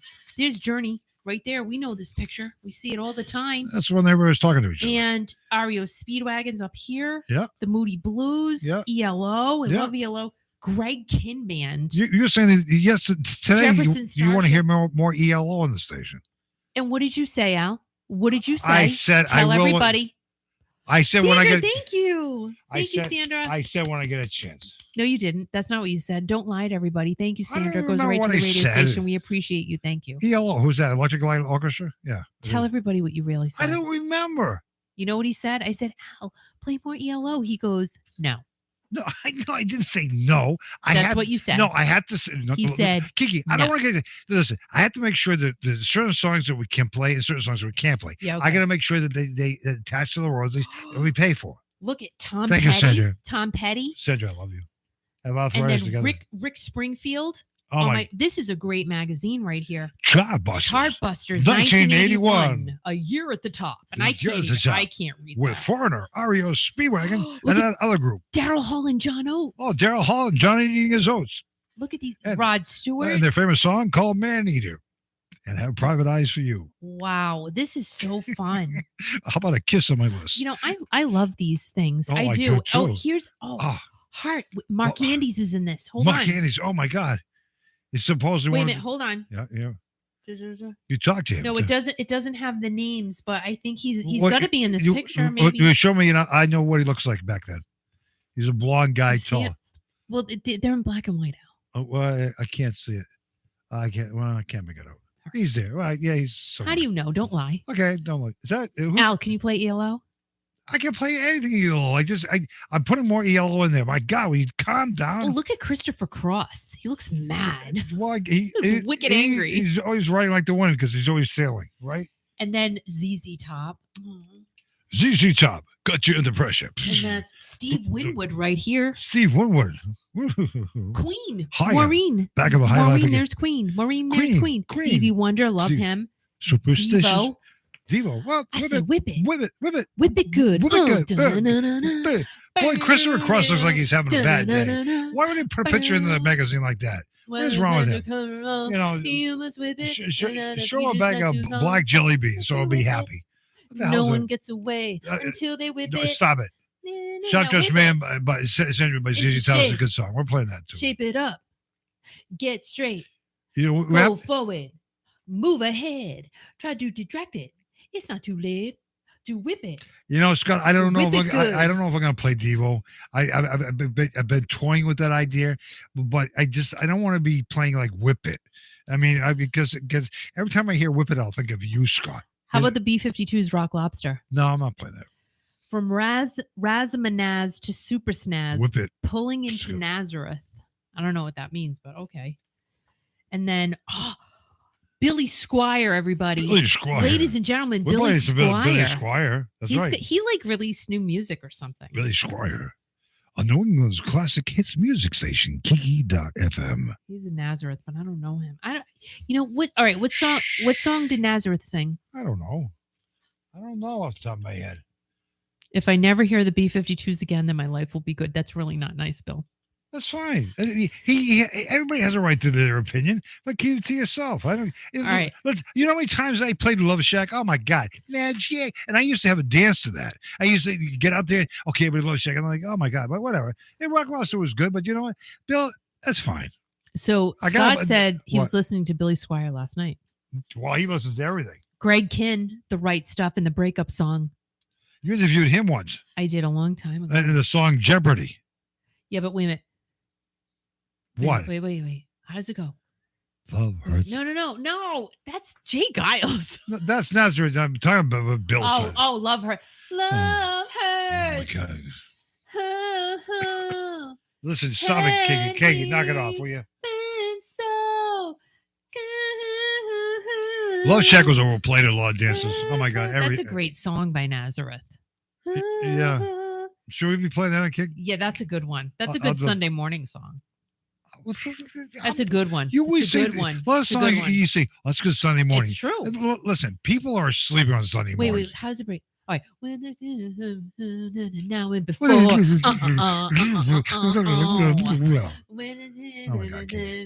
Kick it out. No, they don't ride them like that anymore. They just don't ride them like people that are trying to talk here and have conversations, but you take it to a whole. What is they wrong? Just don't. She's Mine is on SteveHarrisStreet.com. Yeah, Love Shack was seriously overplayed. Probably why I have my disdain. Love Hurts. It's a great song. It's a great song. And Billy Squire. You know what song that I used to absolutely hate was Jay Giles' Love Stinks. Why? Because I love that song. No, but every time I play the radio station, I turn the monitors down. This is such a great magazine. I'm not kidding right now. Yeah, but you look at Grace Slick. Grace Slick. How is she doing? How is Grace doing? Oh my God. She, you know what? Wasn't she in Jefferson Airplane? Yes. Yeah, but you talking Grace Slick was the best. Yeah, you talked to Molly Balin about her. She's into art or something, wasn't she? Yeah. How old is she now? She's going to be up there, right? She's up there. Yeah. I hope she's well. I do. I hope she's well too. Oh, look at her there. Oh, look at that picture of her. Grace Slick. Oh wow. She was the thing back in the day. Return of the Band That Will Not Die. The incredible expanding Jefferson Starship. Let's read a little. Really? Yeah. Hold on. Jefferson Starship. This magazine is so yellowed. I love it. Let's smell it. Hold on. It smells like smoke, probably. No, it smells. No, Al. Al, quiet. No, I got a question. Al? Can I ask you a question? No. Okay. Quiet. Okay.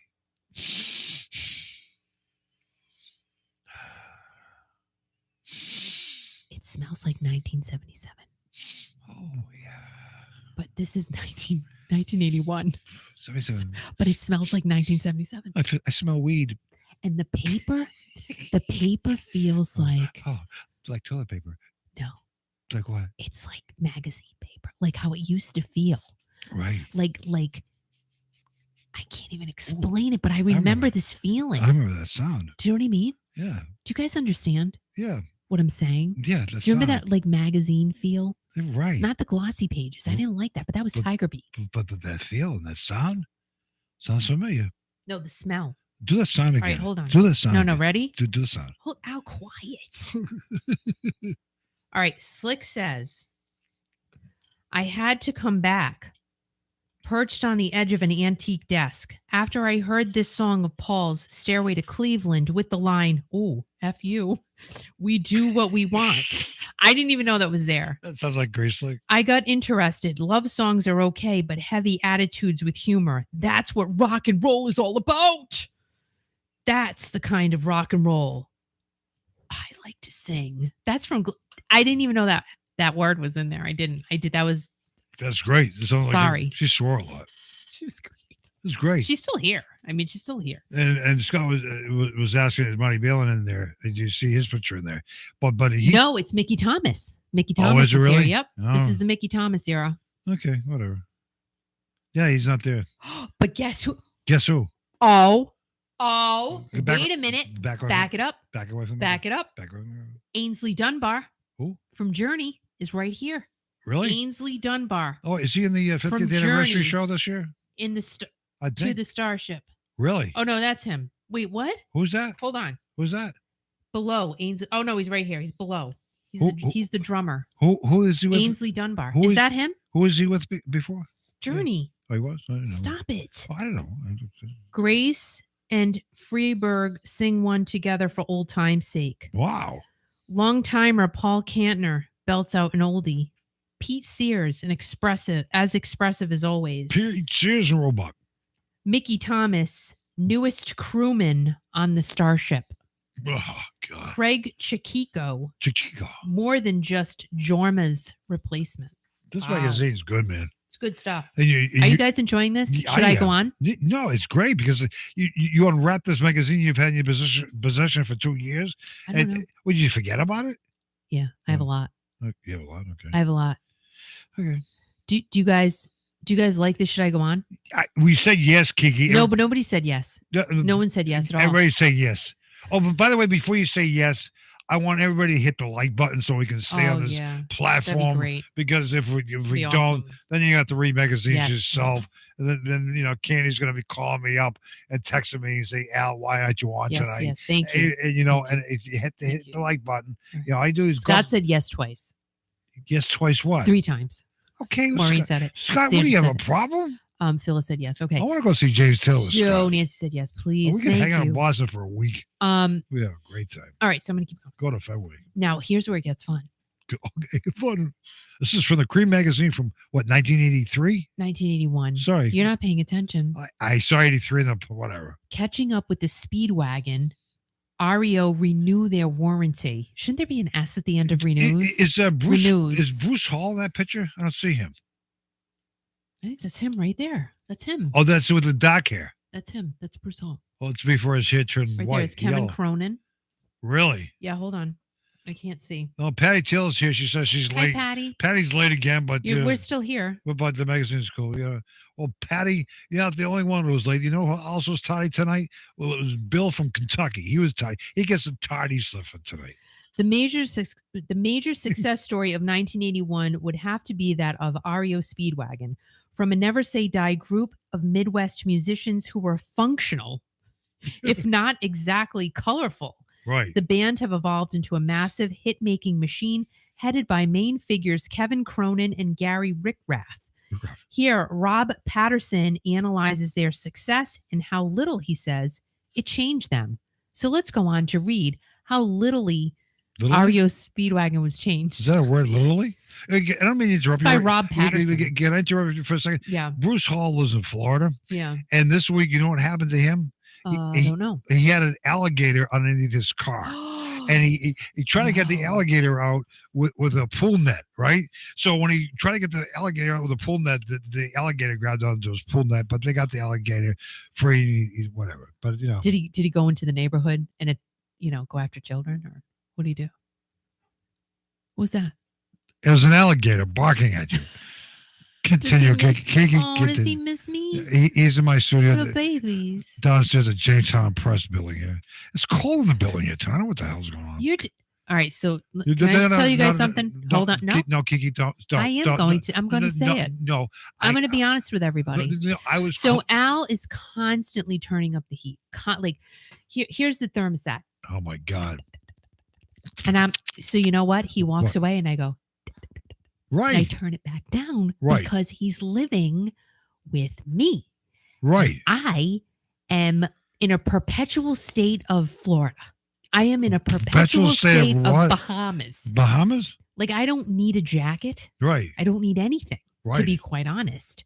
Even though I can get chilled at times, but immediately the heat is up and I'm... But yeah. Kiki, we can save on heat, even though we're in another building tonight. We can save on heat. If I get cold, what can you do to help me? If you get cold, I'll give you a hat.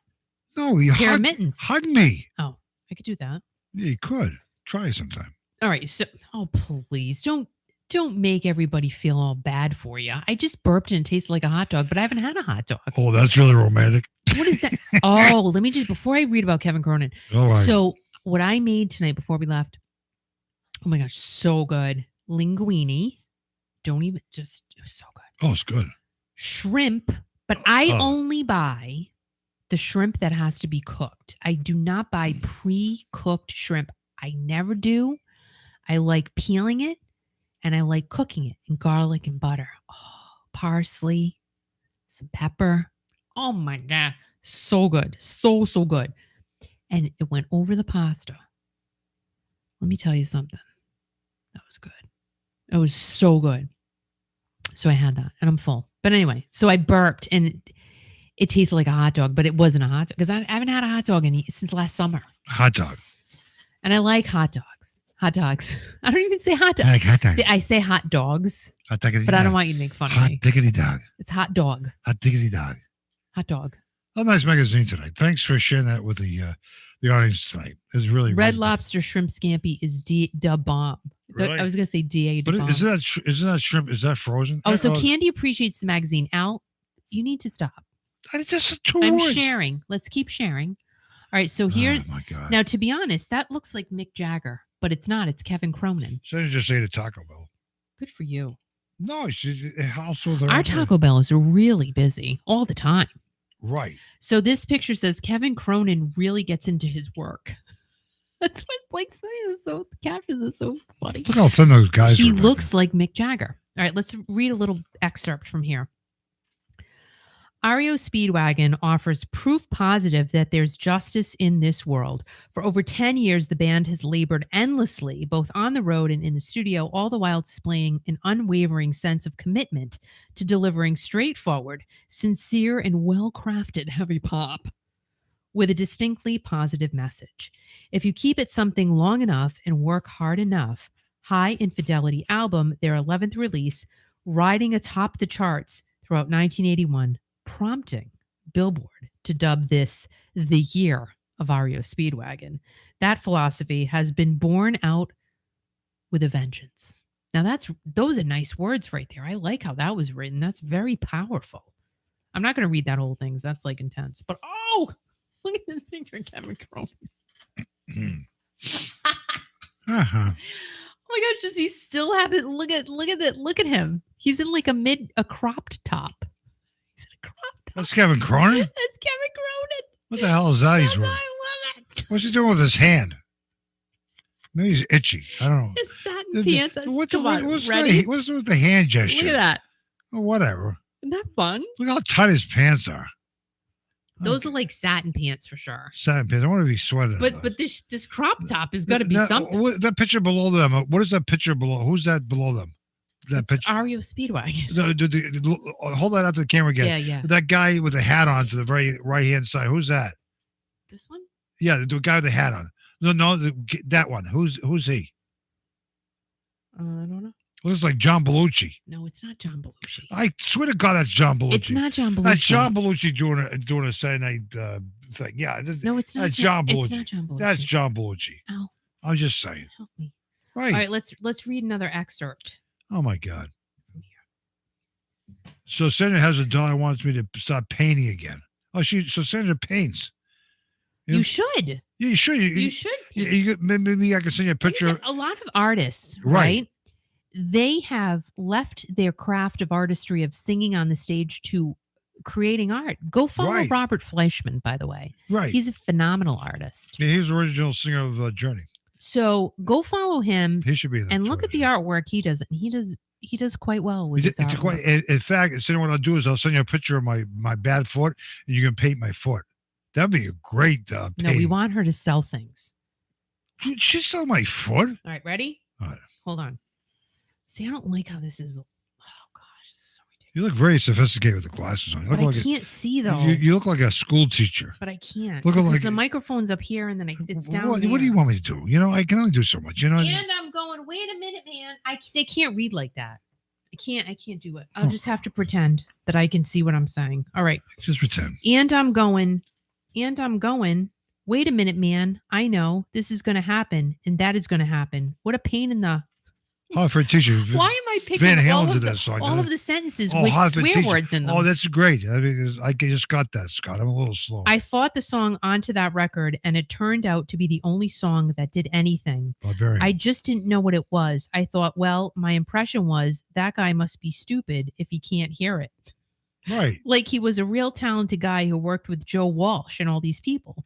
But then I thought about it and said, well, I can't expect anyone else to know this song as well as I do because I wrote it and I know what it's going to sound like. So what song is he referring to? I don't know. Keep the fire burning. I don't know. We play a lot of REO Speedwagon on the station, and people love it. We are very REO Speedwagon Right here at Kiki.fm. Right, and we're playing some good stuff now. We even play Whitney Houston now, which is pretty cool. And the other day, I heard a song by Jennifer Lopez, "Waiting for Tonight." That's a good song, isn't it? Waiting for tonight. I did tell you to sing. Oh, when you would be here in my arms, waiting for tonight. Oh, I dreamed of this love for so long, waiting for tonight. You're supposed to sound like Jennifer Lopez. Oh, I can't. This is ridiculous. Why do I even do this? What? I know. He's like, why am I here? Well, because I don't know. Because I drive down here, but also I understand what you're going through, and I just. No, I'm fine today. I'm doing all right today. Yes, yesterday was not good, but Pat Benatar. Pat Benatar's good. Oh look! Oh my God, she looks the same. She's a little older, but she's a cool chick. No, Candy, we do not do role playing. Al and I, we don't do that. No, we don't do that. We don't do that. No, we don't do. I'm just being honest. No, we're just who we are. We don't need to do role playing. We just. DG has to clean her garage. I know. We have to clean ours. Maybe I can come over and help her clean the garage. No, you clean ours first, dude. Clean ours first. No, you don't. Don't. Oh my God! Don't clean it. Can't. Come on. Oh. Pat Benatar is nice one. Pat Benatar is still on the concert circuit too. She's still on there. Let me fix my ponytail. No, what's your husband's name? Neil Gerardo. Can you see that? Your ponytail? Can we see it? I still try to figure out why nice. camels have two humps, but maybe somebody. Scott told you why. Why? Store's fat. Oh. That's why you're getting a hump in your back. And Scott said, "I'm a lonely DJ and Kiki's the new intern." Well, that's creepy. No, it's not creepy. No, but and we don't role play. Scott, and I don't mean to be weird. And anybody on the channel here, I don't think there's a poster in here. No. Oh, this is the poster. I'm trying to say something.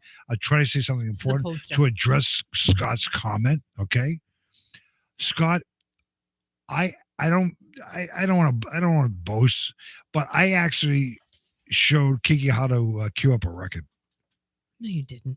Yes, I did. I know how to do it because I played in my room all the time. Record player, record store. Yeah, I was the customer and I was the cashier. You didn't even know what a cue was. I taught you how to sub cue, motor cue. Yes, you did. Then I taught you how to do a montage. You didn't. I did too. You didn't teach me nothing. Then I taught you the beats per minute, and that was very. You had trouble with that trying to count the beats, but you finally got it. Count no beats. Yeah, you did. I just eat them. I just eat my beats. What are you drinking? Oh, the bottle. What do you think I'm drinking, Al? For a second, we brought down. All right, so good thing I can't drink it because I'm driving. The Electric Light Orchestra tunes up.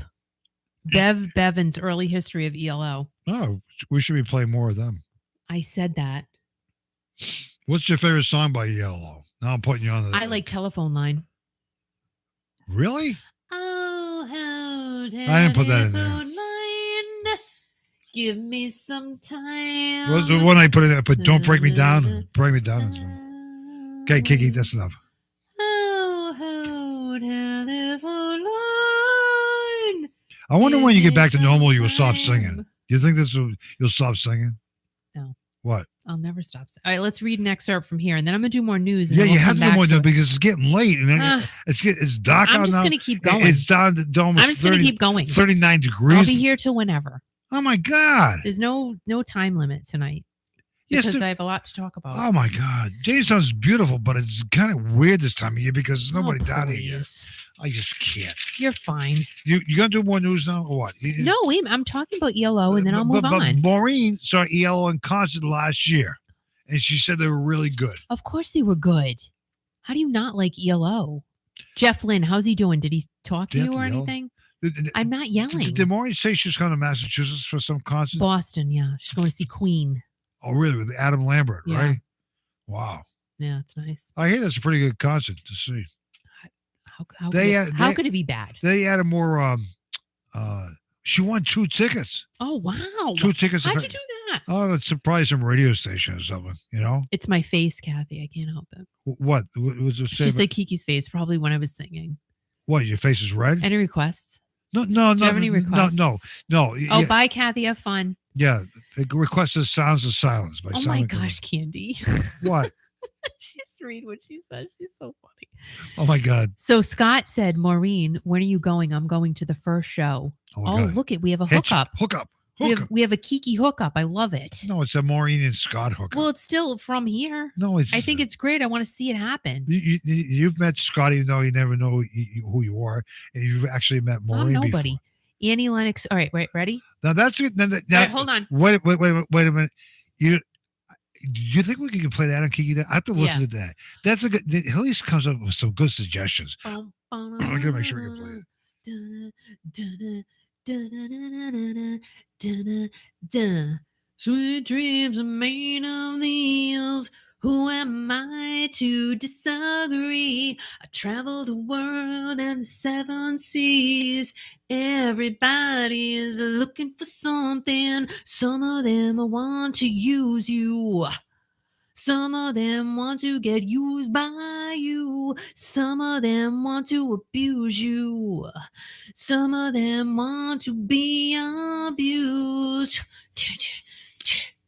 No. Oh, ha, ha, ha, ha. Keep your head up, moving on. Keep your head up, moving on. Hold your head up, moving on. Keep your head up. Oh my God. No, she's not using any karaoke machine or anything else. No, that's very good, Kiki. Oh, by the that's way. a good one. That's a good Thank one. you. But Phil says Thompson Twins, Doctor. I think we're playing Hold Me Now. I think Oh, that's a good one. we're playing that now on Kiki.fm. New England's classic hits music station. We're playing Thompson Twins now. Not Dr. I love Doctor you yet, too. but I'll have to listen to that and make sure we can play that. Freaking hair. What? So Scott Scott, might be going to 2 Queen shows. Like, gosh, love you, man. I think that's great. I won't eat for 5 weeks. Carol Jean said, play Simple Man. Who's that? I love you, Halise. I love all of you. I love you, Kathy. Simple Man by who? By who? Leonard Skinner? No, it's Simple Man. Simple Man. Simple Man by who? Leonard Skinner? I don't know. I don't know. I don't know. I should know these things. All right, wait. I got to read something about ELO. LOL. LOL. I have to read something about LOL. LOL is ELO. I want a black jelly bean. Oh, my God. Stop. No, We no. can go to CVS on the way back and get some. No, that's fine. We'll wait till tomorrow. We can. So you got Oh, more Leonard Skinner's Simple Man. yeah, we have played that. I don't think it's in rotation right now, but we have played that a lot. Okay, ready? I'm reading an excerpt. Stop. What? Ready? An excerpt from Kiki's magazine. Not until the epic of Tonight, a catchy top 10 smash that Roy had contrived with the British charts in mind, did we resolve to cease touring as the move in order to concentrate relentlessly on ELO, where persons of lesser vision and possibly greater sense might have rushed willy-nilly out onto the concert circuit to reap the rewards of having a top 10 smash. We locked ourselves away in London's Phonogram Studios to record the first ELO album. I don't even know what that accent is at all. I have no clue. None. So Scott was saying Joe Jackson, he's really going out with him. Is she really going out? Can I say something? Yeah, I'm trying to say something. Really He interrupted. gonna take her home tonight. Sorry. We're playing, I think, Stepping Out now, which is a good song. Ooh, stepping out. Sorry, I can't help Why it. even talk? I know. Why? What is the purpose of me being here? I mean, I know I'm doing the engineering stuff and everything, but what is the purpose of me even being on here on Friday night? I'm sorry. No, look, listen. Why am I even here? Bob Seger is in shorts. Looks like he's in his underwear. Stop listening to me. What the heck? What is that? Look at that, Bob Seger. Wait. Let me I was see. thinking about him yesterday, actually. That's Bob Seger? It's Bob Seger. What the hell is that between his legs? He has like on underwear or something, like briefs. Are you serious? I'm not. Oh, look it. Oh, look at girls. A girl, look at. I feel like I'm Oh, 13. God, What the heck? oh my God. You know what that is? A picture of old time rock and roll. No, that's not old time rock and roll, honey. It is. That's let's see. Yeah. That's Night Moves, baby. That's Night Oh, Moves. say hi to Graham. Hi, Graham. Graham's here. How's your husband doing? Kenny says, I think his junk starts falling out. Look at what junk? All right, let's keep looking at this picture. Oh my God! No, I can't. Let's keep looking at it. No, stop it. That's awesome. No, this is a family show. It's Bob Seger. Oh my God, that's wrong. It's a great photo. Oh my God, It's a great photograph. YouTube's gonna take this down from. No. Oh, your nails look very nice. I think his underwear is like right there. He's saggy underwear. That's terrible. What am I doing? I don't know, but what am I doing? You're being like, what the hell is Stop that? it. Oh my God. Oh, wait a minute. Did Oh, he fall or was he pushed? Oh. What are you saying? Have Snickers? His Snickers are good. Snickers are really good, but we could, we got to watch what we eat. All right, I'm gonna do another. I watch what I eat every day. We're gonna be here for a while, so no, we're not gonna be here for a while. I got a big day tomorrow. Well, I have to go. Leave then. No.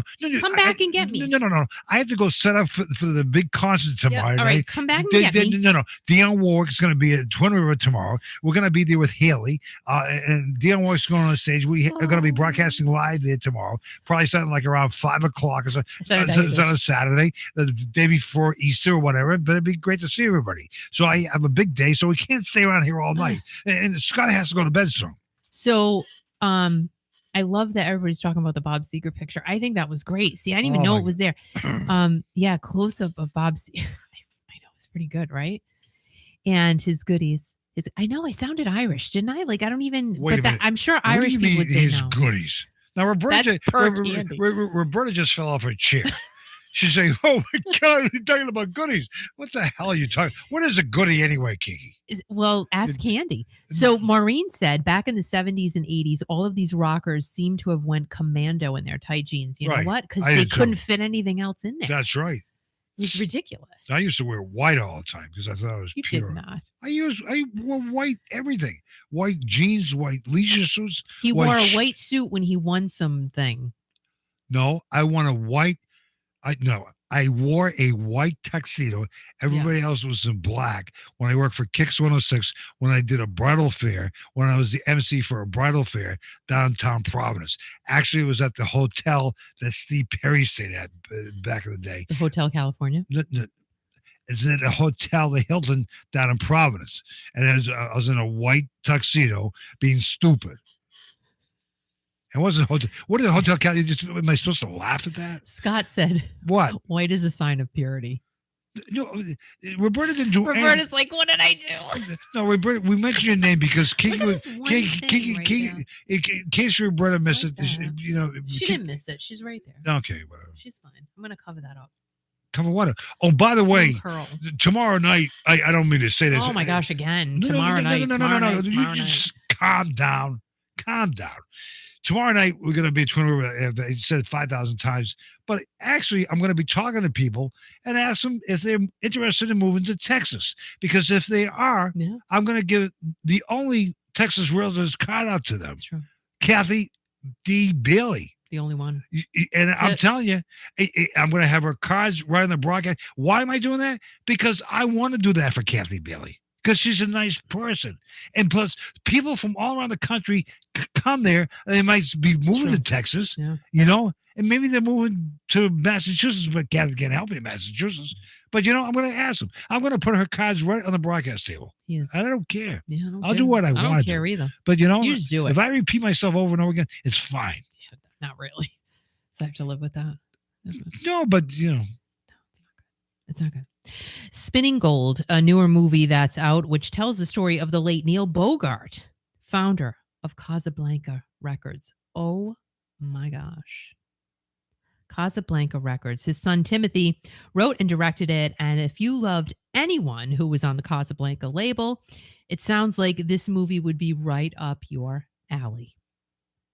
Neil Bogart, who passed away in 1982, not too long after the disco and funk era was winding down, was only 39 years old. He had cancer and lymphoma.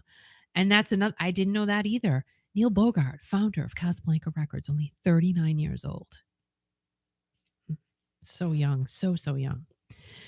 Kiss's album, Creatures of the Night, has a dedication to Neil on their back cover, and Donna Summer's self-titled album from 1982 is also dedicated to the Casablanca founder.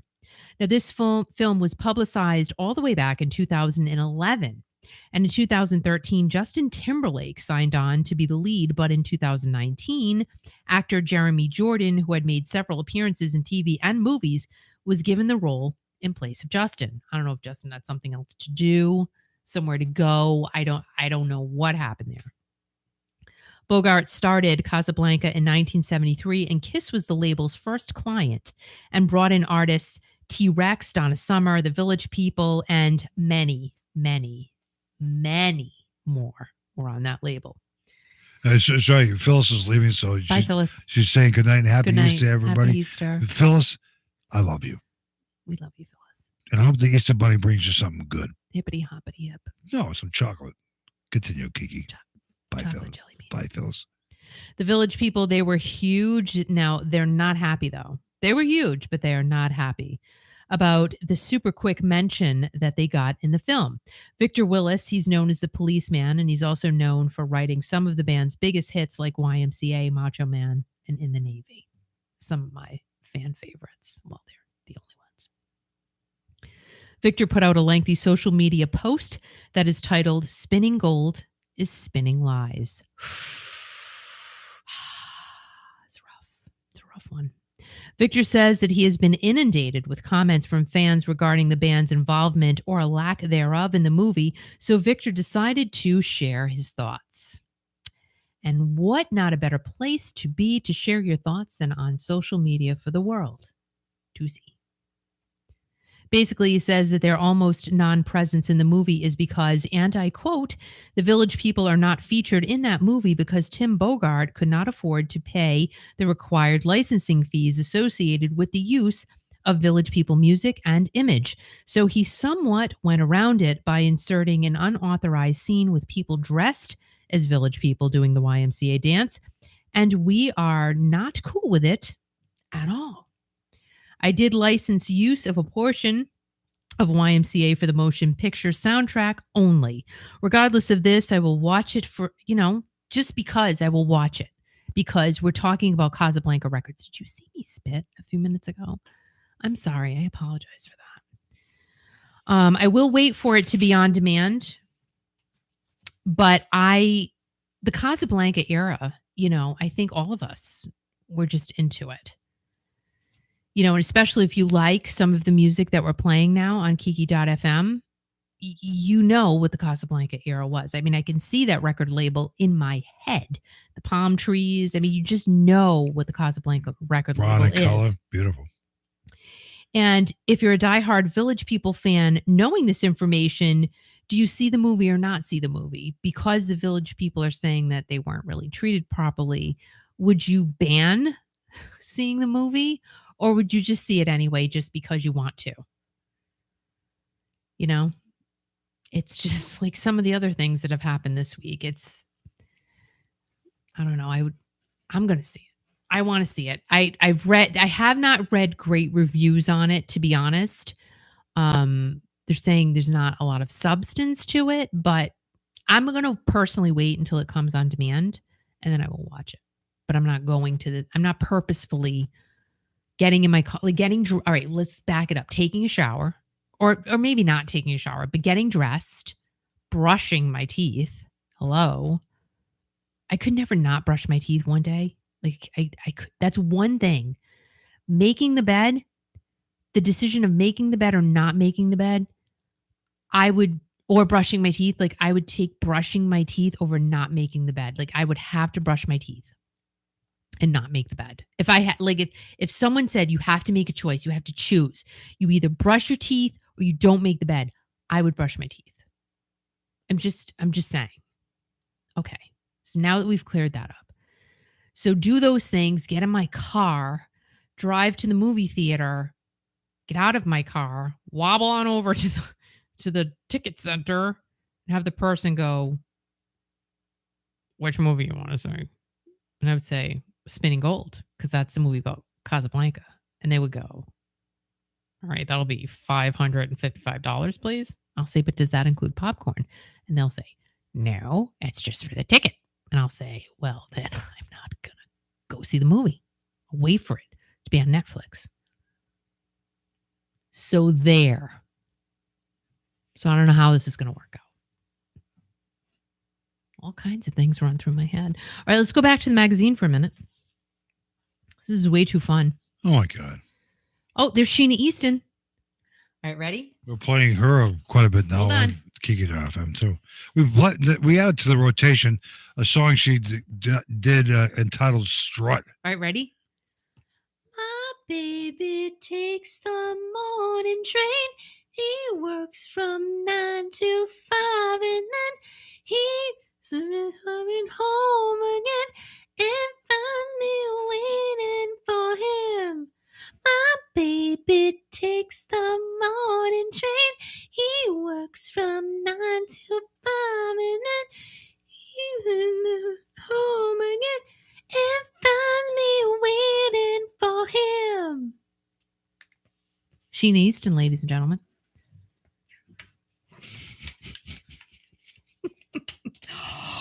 Here we go. All right, Al, you need to go. Why? Just go away. Why? Please. No, I want you to leave. Can you just leave? What you think I'm going to say something stupid? What do you all right. I'll be Can here. You go away? Be minding my own business. Okay. So everybody come with me. Okay. No, everybody's not going to come with you. Really? Yeah, please. Okay. Say nothing. I don't want to hear you breathing. I don't want to hear you coughing. I don't want to hear you hemming and hawing. Go away. All right, you gone? Yep. Okay. No, you're still here. No, not. Shut the mic off. Al, I still hear you. Al, I hear you. Shut it off. He's so spicy. All right, ready? Everybody, all my journey friends. Ready? Ready? Wait, I have to look at it first because I didn't really see it, but I saw it. Oh, this is going to be a good one. I did not even know this was See, this is what I'm talking about, kids. 25 things you might want to know about Journey. Oh, I need another drink. We gonna be here for a few minutes. Hold on. Woo! Oh, so I'm not supposed to be here because I hate dead air, and dead air really bothers me. So the time she gets back, I have to shut up, like I wasn't here, because she just walks away from the microphone, and like everybody's doesn't know what she's worried about her foot, and she's getting another drink, and she probably drank the whole bottle. I knew it. I'm gonna get an infection now. Infection from what? I can't believe she's saying she's gonna get an infection. Right, I knew it. So let me tell you. What you gonna get you're telling me you're getting an infection from what? All right, I'm gonna tell you why. I'm so mad right now. Why? So I got my feet done today. I never do this. Like it's a once, twice a year thing. If even that. If even that. Yeah. I have a cut on my toe. No kidding. So now I have to figure out, I got to put some hydrogen peroxide on it when I get back home. Who cut your toe? It's probably the man that did it. A man cut your toe? Well, I don't know. I didn't feel it get cut. Wait. Stop. You mean you let another man touch your toes today? Well, what was they going to do? They put him in front of me. No. I thought you went to an all-girl place. No. You mean some guy touched your feet? Oh, please. Come on. All the time. I'm the only one supposed to touch your toes. All right. I am cutting, honey. All right. Al, go away now. But you know what? Al? What's the guy's name? Oh, stop. He was very nice. Very nice. All right. Go away. Can I pronounce his name? No. Okay. Okay. So while Al is away, we're all going to play. And we're all going to talk about Journey now. So I think this picture is fantabulous. And it says, Steve Perry talks. Oh, this is going to be great. I'm going to read you the whole thing. We're going to read the whole dang article. All right, everybody. You're welcome. From 1981, Journey, 25 things you might want to know about Journey, or you might not. But I think you want to, because we're all crazy people here. So look at this picture. Is this not great? Stop it. Stop. Look at that. Is it shiny? Can you see it? I hope so, because I can't see a thing right now. I'm just looking at Debbie Harry and the cover of this Cream magazine. Look at that. Look at this. This is a nice picture of Journey right here. And these are the dudes. All right. So here we go. We're going to read the whole thing. Al's having a conniption right now, but it's fine. All right. So Ross Valerie, Neil Sean, Steve Perry, Steve Smith, and Jonathan Cain. Look at these guys. Oh my gosh, I love it. Okay, so here we go. Hitting the top of the charts in early September was Escape, and latest and certainly best-selling album to date, Scant. I love that. Scant weeks before its release, we caught up with two journeymen, vocalist Steve Perry, who composes a large portion of the band's material, and lead guitarist Neil Sean, who's been with the band since its inception years ago. We'll just let them do the talking. What? Steve Perry talks. Journey's music has always received lots of airplay. Do you find yourself personally listening to the radio very much? That was the question. And Steve says, absolutely. I listen to the radio all the time. The radio is a very interesting medium. I'm into the actual sound of a record. And there's lots of things to consider when you're recording. How's it going to sound on the radio as far as the frequency responses go? Oh my gosh, he's so smart. Lord. Does it sound good? Does it sound crisp? Does it sound big? Rock hard solid. Oh, this is, maybe I should turn on a mature level for this piece. Or does it just sound wimped out? We're concerned about that for several stages along the way, because there's several stages along the way where it can get ruined. What sounds best to you on the radio right now? Now, again, we're in 1981. A friend of mine, Craig Krampf, Krampf, is the drummer on the Kim Carnes album. He's an excellent drummer. He's been around for years. He's just finishing up the Alice Cooper album and did Randy Meisner's latest. Anyway, I like that sound. Producer Val Garay has a very good sound. I listen to certain things for certain reasons. Sometimes I listen to a song because I like the way it was recorded, not particularly because of the music. I might like the drum sound, say, but not the singer. So Steve Perry's telling you he might like the drums, singer maybe not so much. So I wonder what singers he didn't like so much. That's kind of interesting. How does the new album fit in with Journey's evolution as a band and the general scheme of things?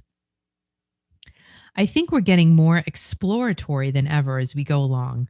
Escape is exactly what it means. We're escaping from a lot of places and going to new ones. The album's different from other things we've done, and we've intentionally done that. We knew it was coming. We had songs written for it that were supposed to be on Evolution, but weren't finished. Really? So I wonder if those are still around. Now, this is from 1981. I don't even know this is here. Escape, the title cut, was written 2 years ago. So that was 1979.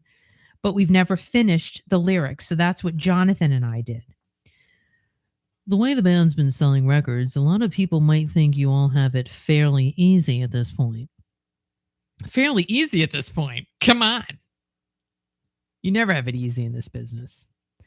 But when you're all making lots of money and playing in front of thousands of people, aren't you? The band grosses a lot of money. Sure. But it's a mistake to think that we're walking home with all the paychecks. Here we go. Here's some good stuff. We're living comfortably, enjoying our music. But what we're doing is, I'd say, returning 85 to 90% of it back to the wheel to roll. If it isn't a new stage, it's new lighting. You've got to refeed, recycle. It's just like the Sony Corporation. Every penny they get, they put it back into development and creation. They make a percent along the way, sure. But if they don't keep feeding the fire, the flame goes out. What? They're only getting a percentage. A percentage. Why did I say it like that? A percentage. Oh my gosh. My Rhode Island accent's so right there. So you guys don't sit around and think about how rich you are? Like, what kind of a question is that to ask somebody? Excuse me, Steve Harry. Like, do you just sit around and think about how much money you have and how... I'm not even going to go there. Definitely not. We never have. We've only recently been afforded the luxury of having some time off, and it's an expensive luxury. We have a lot of people who work with us, and we've got to keep their health plans up so that if they get sick, they'll be with us. This is not pretend rock. This is real rock. This is real rock. Out of the mouth of Steve Perry. Springtime Steve Perry. Some people, though, say it's corporate rock. Really? Here we go. That's only because the government makes you incorporate so you don't lose the money and can reinvest it. I mean, this is a business. Taking it further, Journey, as heads of the corporation, are now responsible for lots of people's lives. That's it in a nutshell, man. This is really good. Like, this is so good. And then there's a picture of Neil. He kind of looks like that mask. You know that what's that mask? The dripping face mask for Halloween? Come on, please tell me I'm not imagining that. Please tell me. Do you see that? Like, just the Scream mask. That's it. Please tell me this looks like the Scream mask. And or am I just seeing it? That looks like a recent picture of him. Stop. Ghostface. Right? Oh, I'm glad you're enjoying it, Maureen. So, and then look at the guy. But isn't this interesting how we're hearing about from 1981, here it is, they're being asked about money. They're being asked about money all the way back then. Because it kind of felt like, it probably would feel like to somebody they were an overnight sensation, but they weren't because when did they start? Like 78 did Steve Perry come in? I know. You want to see it again? I'm going to show you again. Look at the belly. He's got a little belly showing. A little belly. I mean, this is good stuff.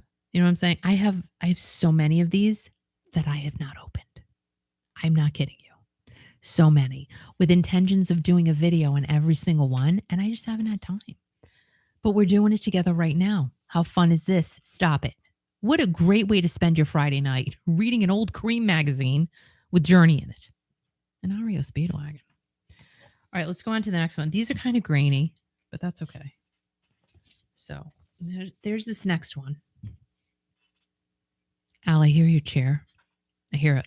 Oh, I'm doing technical stuff. Just leave me Stop alone. I'm doing the fader attenuators right now. Do you have a snack? No, but I'm getting hungry though. I know. I want black jelly beans on my own. All right. Okay. Do I still have to be quiet? Yep. Okay. Don't talk. Okay. So, what if one day you got sick of writing songs or of singing? Would you have wanted to take 6 months off or something, you wouldn't be able to do it, would you? Okay, let's see what he says. Let's see what he says about taking time off. No, but well, we could do it if we really wanted to, but I don't think we'd really want to. I don't think we could afford such a luxury. In more ways than one, we want to keep out there. I mean, when the material keeps coming, what's the point of stopping? If we keep writing material and keep coming up with albums like this, why should anybody start getting lazy? Good point there. Why should we want to sit in our hindquarters? That's a big word. Hindquarters. I've never even heard of that word. Sure, we're going to be able to take some time off and enjoy our lives a little bit, but there's an inner drive in everybody to create, and you can't douse that flame. I think there's an infinite source of creativity that keeps haunting you, things that have to be moved. If they don't move, then they start to overflow like a bad gland, and you start to go crazy. So now it's getting glandular. Did you ever have swollen glands as a kid? I did all the time. Behind my ears, they get really big, and then I got my tonsils out, and I think they were better. What do you think about the competition? What about new wave rock? I don't exactly know what new wave is. I do like some of the fresh music coming out today, the very modern stuff. I heard a couple of things the other day by the Split Ends that I thought were pretty cool. I really haven't heard too much more. When we go out on the road with our Walkmans. Oh my gosh. I can't. Walkmans. We go out on the road with our that's Walkmans. Oh my God. Steve Perry goes on the road with his Walkman. That is awesome. Is when we have some time to pick up some cassettes. Oh, I love it. It doesn't get any better than that. Cassettes. I'm really, really jazzed up, though, about REO Speedwagon. Okay, Steve Perry was jazzed up about REO Speedwagon. Really? I've never met the guys, but after 10 years, their well-deserved overnight success, here we go, overnight success, makes me feel really good. I'm really glad. I'm just glad for them because I know I've seen those guys really work hard in the same fashion that this band has, on the road, working their beeps off. They're going to reap a lot of well-deserved success. Why do you think the press sometimes gives Journey a difficult time? Did they? Did the press give Journey a difficult time? Well, there are always people who are going to knock something that's happening. When you're an underdog, it's funny. When I first joined the band, no, I take that back. Before I joined the band, I'd see articles about them that would say diffused direction, lack of commerciality, lack of palatability, frenzied guitar playing, no cohesive direction, overall lacking direction. Then when I joined the band, the same columnist who you'd think would at least feel we were playing the kind of music we weren't before would say, high tenor vocalist, obvious long-haired commercialism, camp, this and that. You know, I mean, what do you do? After a certain point in time, you take it with a grain of salt, the size of a softball. This is fabulous. Like, I am so excited right now. I can't. It's interesting that you still talk to the press. Why would he not? Right. Well, because he doesn't now, really, too much. I'll tell you, I've almost wanted to assume a position of not talking to anybody. This is in 1981, kids. 1981. So he was at that point then. But wouldn't that just complete the perfect picture of a band of fat cats just sitting back, ignoring the press and getting rich? Interesting. I hope not. That wouldn't be the reasoning at all. The actual reasoning would be that there are too many, I can't even say the word, beep heads. You can get what the first four letters are. I mean, not the entire profession. I'm a musician, and there are so many flaky musicians, too. You don't know how many times musicians get branded as being flakes. And, oh my God. This word I can't say either. So it's a loose woman. So flakes, loose women, and it's so stereotyped. Really? Gosh dang. I just want the best, the best for everyone that deserves it for how long they've worked. That's all because I know. I looked around me when I joined the band and I knew how long they'd been around. I knew before the band was even born how long everybody been around. And I knew how long I'd been around. And I think everybody deserves the best. I think people know what's happening. Anybody can write anything, but they know they were there, they brought it, they listened to it, and they like it. They've got their already preconceived feelings and nobody can change their minds. There's a loyalty there. Okay, so that's the Steve Perry portion. It was really good. That was really good. So now we go on to Neil Schon. So does Neil Schon. Are you pretty satisfied after all these years with the way Journey has turned out? Let's see what Neil says back in 1981 about how Journey has turned out. Well, we had personal conflicts with Ainsley Dunbar. It's like the first sentence. Original Journey drummer. That's the reason Ainsley left, because everyone asked him to. Everyone asked him to leave. Can you go? Can you leave now? Excuse me. We need you to get out. So Ainsley left, and nobody was really getting along well at that time. Anyway, it's 1981. So maybe this started way before we even realized it started. This is quite eye-opening right now. And again, from me opening a package that is from March of 2022, but yet the magazine's from 1981, and they'd only had a few years of success at this point. Very, very interesting. And Greg Raleigh, original Journey keyboard player, it was just a case of him being tired of being on the road. He just wanted to stay at home for a while and just take a look at his life. I can't blame him. The man's been doing it for a long time. So have you. How old are you anyway? Like, who asks these questions? Like, I can't. 27. So Neil Schon at this point was 27 years old. Why aren't you tired of the road? Because he's only 27. Like, of course you're not going to be tired of the road at 27. That'd be crazy. I'll tell you, I really enjoy recording and playing on stage. I like that part of it all, but I'm not so knocked out about the traveling. I mean, I wish they had a beaming system. I'm ready for the space age. What do you think of the early Journey albums, the ones recorded without Steve? Okay, let's see what he says here. Well, next, when I listen to it now, it's like, well, it wasn't produced very well. We produced it ourselves. Okay, and it doesn't sound like we knew what the F we were doing, but some of the material I still think was pretty interesting, and I hear traces of it in a lot of people's music lately, even Led Zeppelin. There's this one song we had called Nickel and Dime, and on the last album they put out there was one tune that had exactly the same chord changes.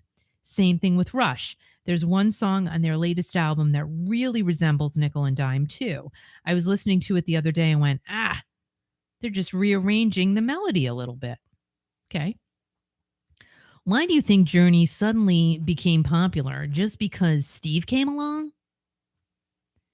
Well, rather than trying to be abstract, things just became a lot more song-oriented with a lot more vocals. Our instrumental pieces and musical ideas sort of take a back seat to that. You don't have as much room to create when you're writing songs. Now, if you want to play a real arty kind of music, it's hard to have vocals all over the place. It's like a painting. You've got to put lots of different colors on it. Robert Fleischman. Hello. If you think you could be more creative without playing vocals, why bother with them in the first place? Because that's what made him famous. Why? Because I think a majority of the people wouldn't understand it anyway. There are only a certain few who'll definitely go for it and respect you for it, but I say, why can't I do both? What kind of music do you listen to? I listen to all kinds of music. I do. Yeah. A lot of classical. I love Bach. Not Bachman Turner Overdrive, Bach. Hard rock. I listen to Van Halen, AC/DC. I listen to the blues. Do you consider AC/DC and Van Halen the competition? Yeah, I do.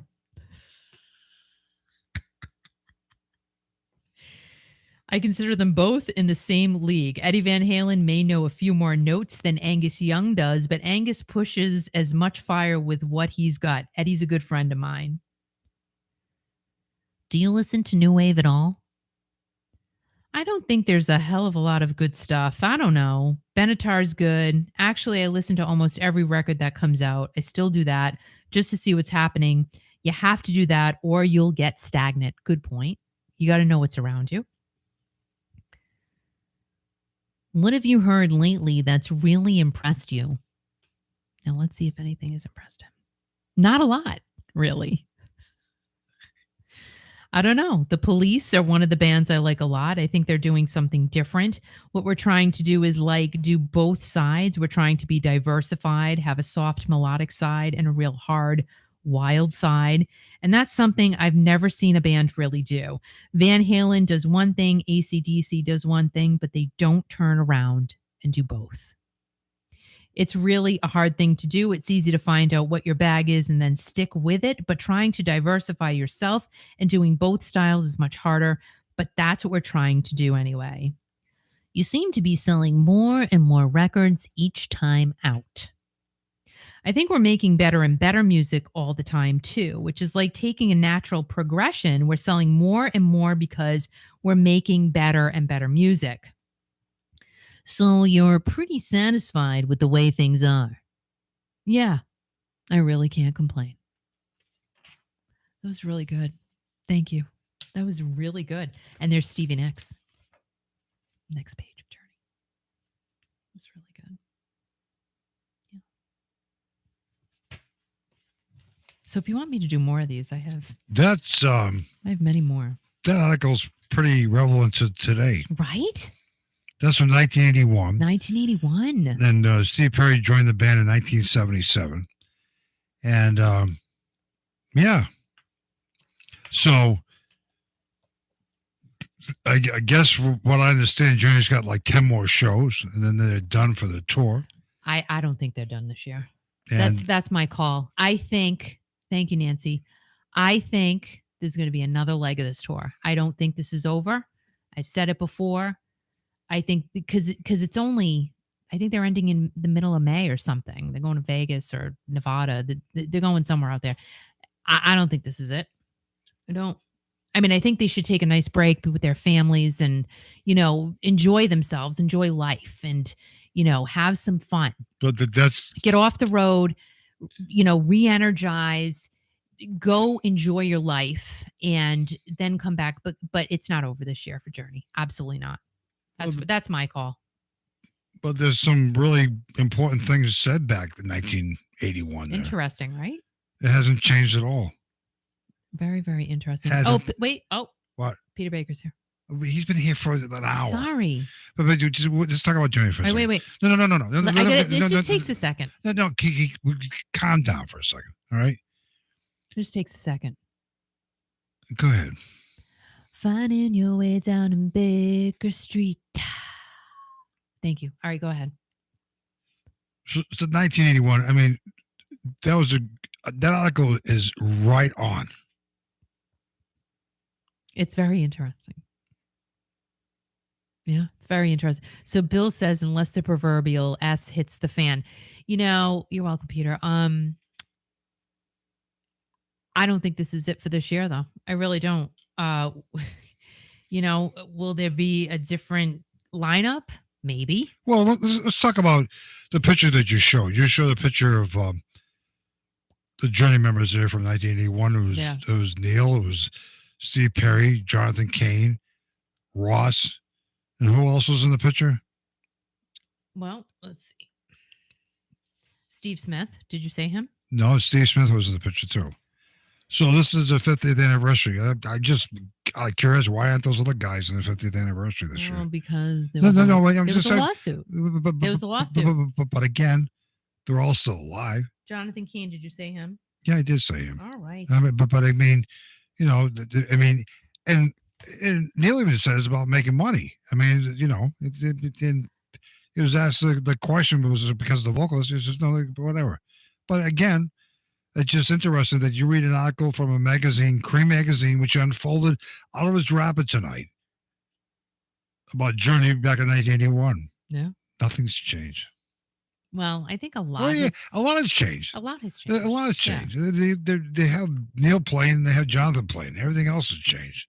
You know what? And I just wanted to say about Journey tonight, but because it's Easter weekend, and all I can say about today's Journey is that I just hope they find peace. And I said this, I don't know, last week or the week before, and I truly mean that. I really do.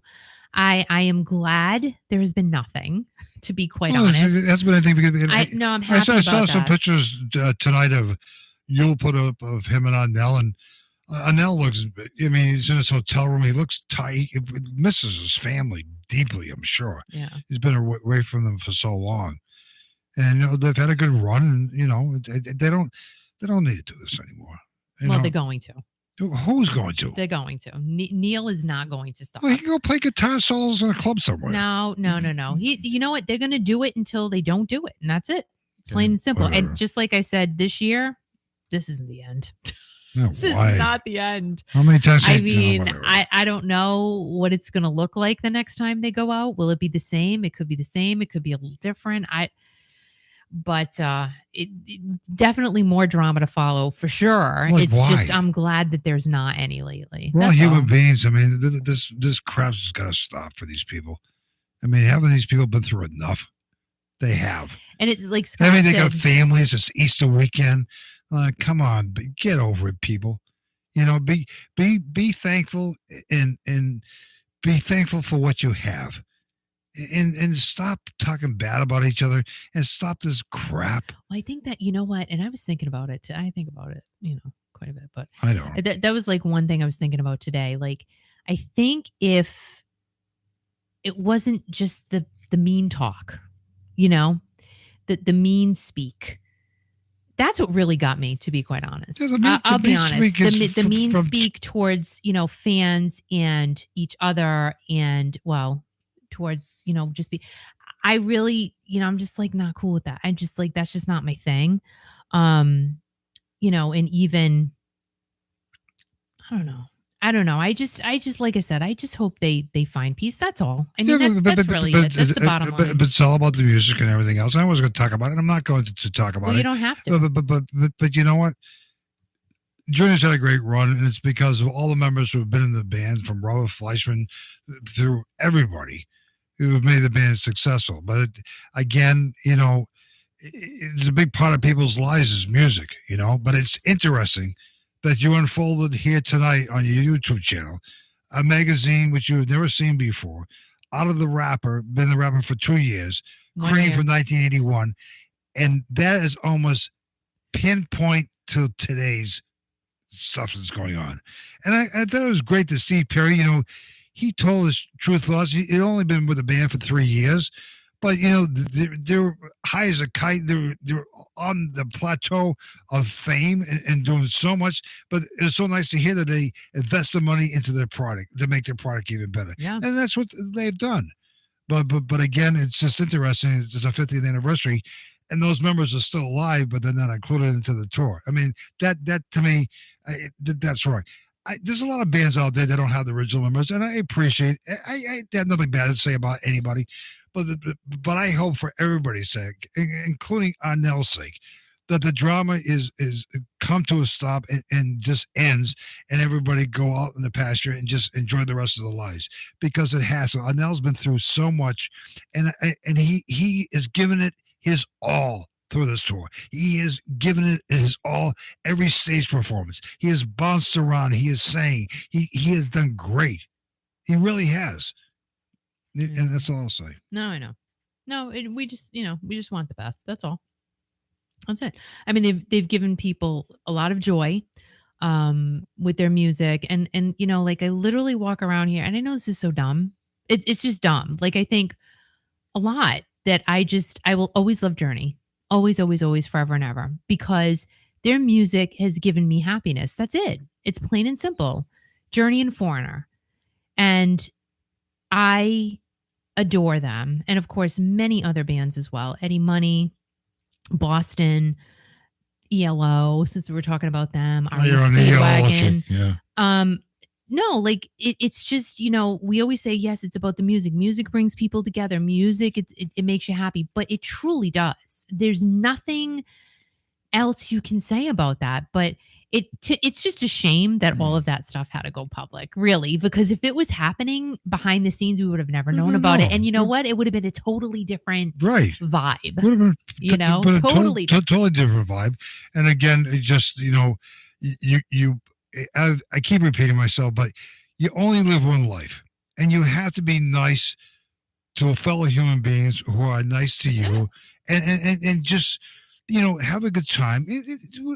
We'll have quarrels and fights or whatever, but you know what? At the end of the day, life is short, and just make people happy. And then again, the damage has been done, but I just hope for Arnell's sake that there's no more drama for him or anybody in the band who's been involved with this drama.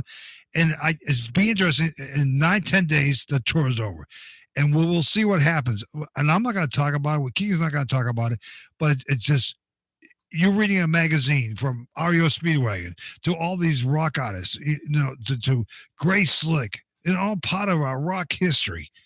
And again, it's about the music. And 1981. Who would ever know? This is the year. What year is this? 2023? Yeah. How many years ago was that in 1981? That was a long friggin' time ago.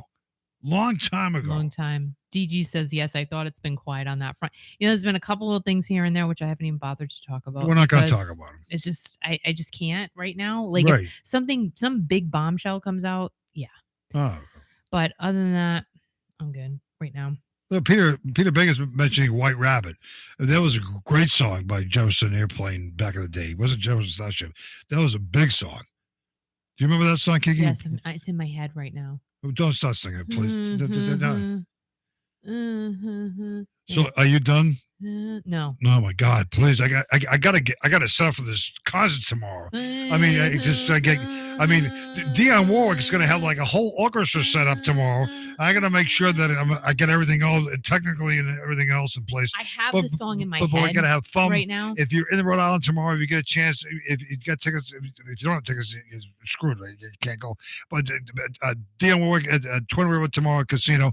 We're gonna be there starting at around 5-6 o'clock. Concert starts at 8 o'clock. Doors open at 7. Haley's going to be there along with Kiki and the one and only iconic Dionne Warwick. Yeah, it's true. Oh my God, Candy is a mouse in our house.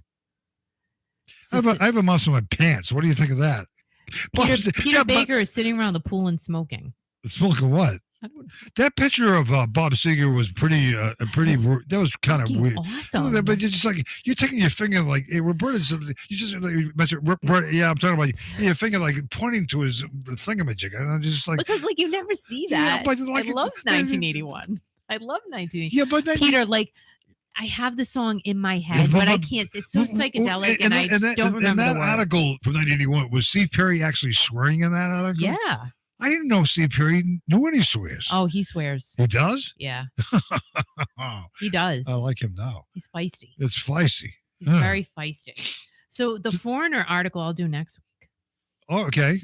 Yeah, Foreigner's that's like good. real. I mean, like this is fantastic.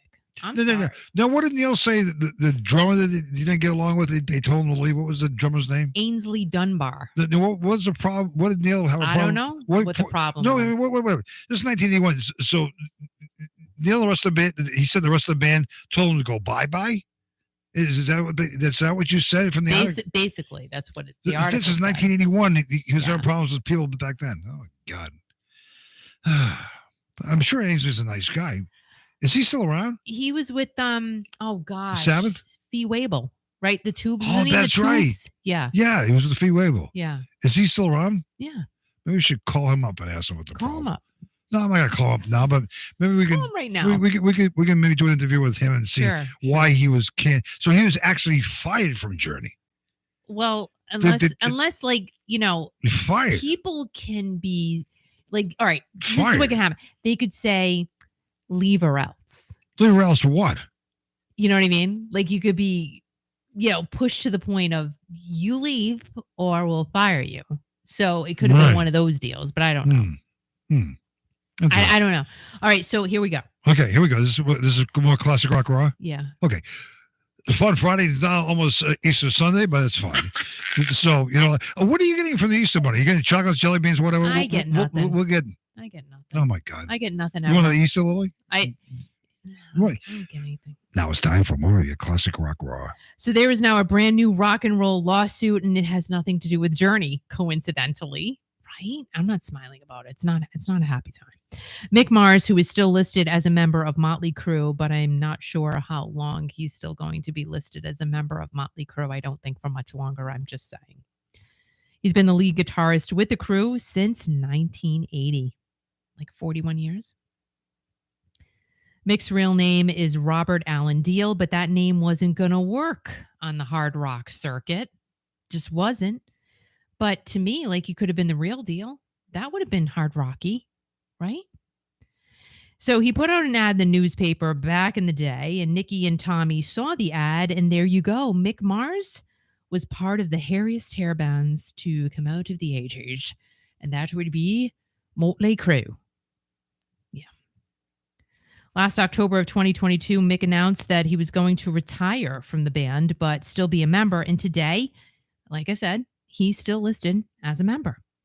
The reason Mick announced his retirement was due to the extreme pain he deals with from AS, which is arthritis in the spine that causes pain in the back, hips, and pelvis. So standing on the stage, holding a guitar and traveling clearly puts a ton of stress on you. Even if you're healthy, it puts a ton of stress on you. But add on a medical condition to that stress, and that had to be a lot. And I think the last year during the stadium tour was excessive for him.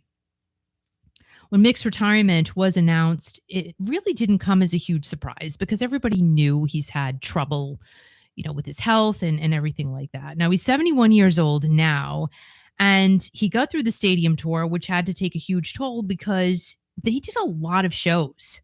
I don't know, and I have the number of my head, like 53 shows or something like that, or 55.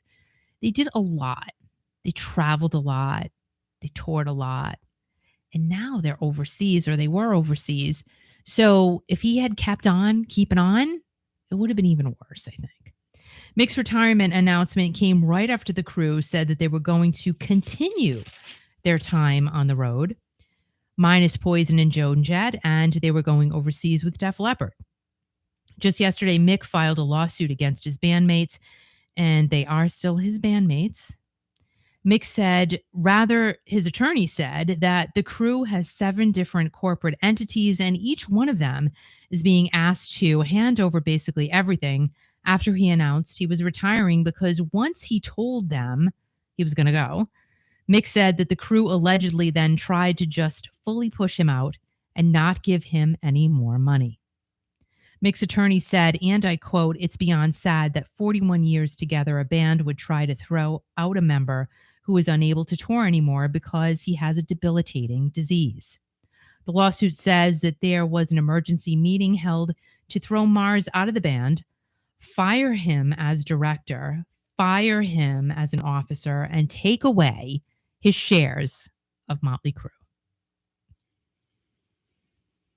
And I mean, the question I have in my head is, could they even do that? Like, is that even a thing? Can you just do that? Can you just take away? Like, no, you're just going to give your shares back. You can't have them anymore. That's terrible. It's terrible. Terrible. It's horrible. Terrible. In 2008, Sasha Fried, Motley Crue's attorney, said that an agreement was signed stating that if a shareholder resigns, they will not be entitled to money received from live performances, i.e. touring.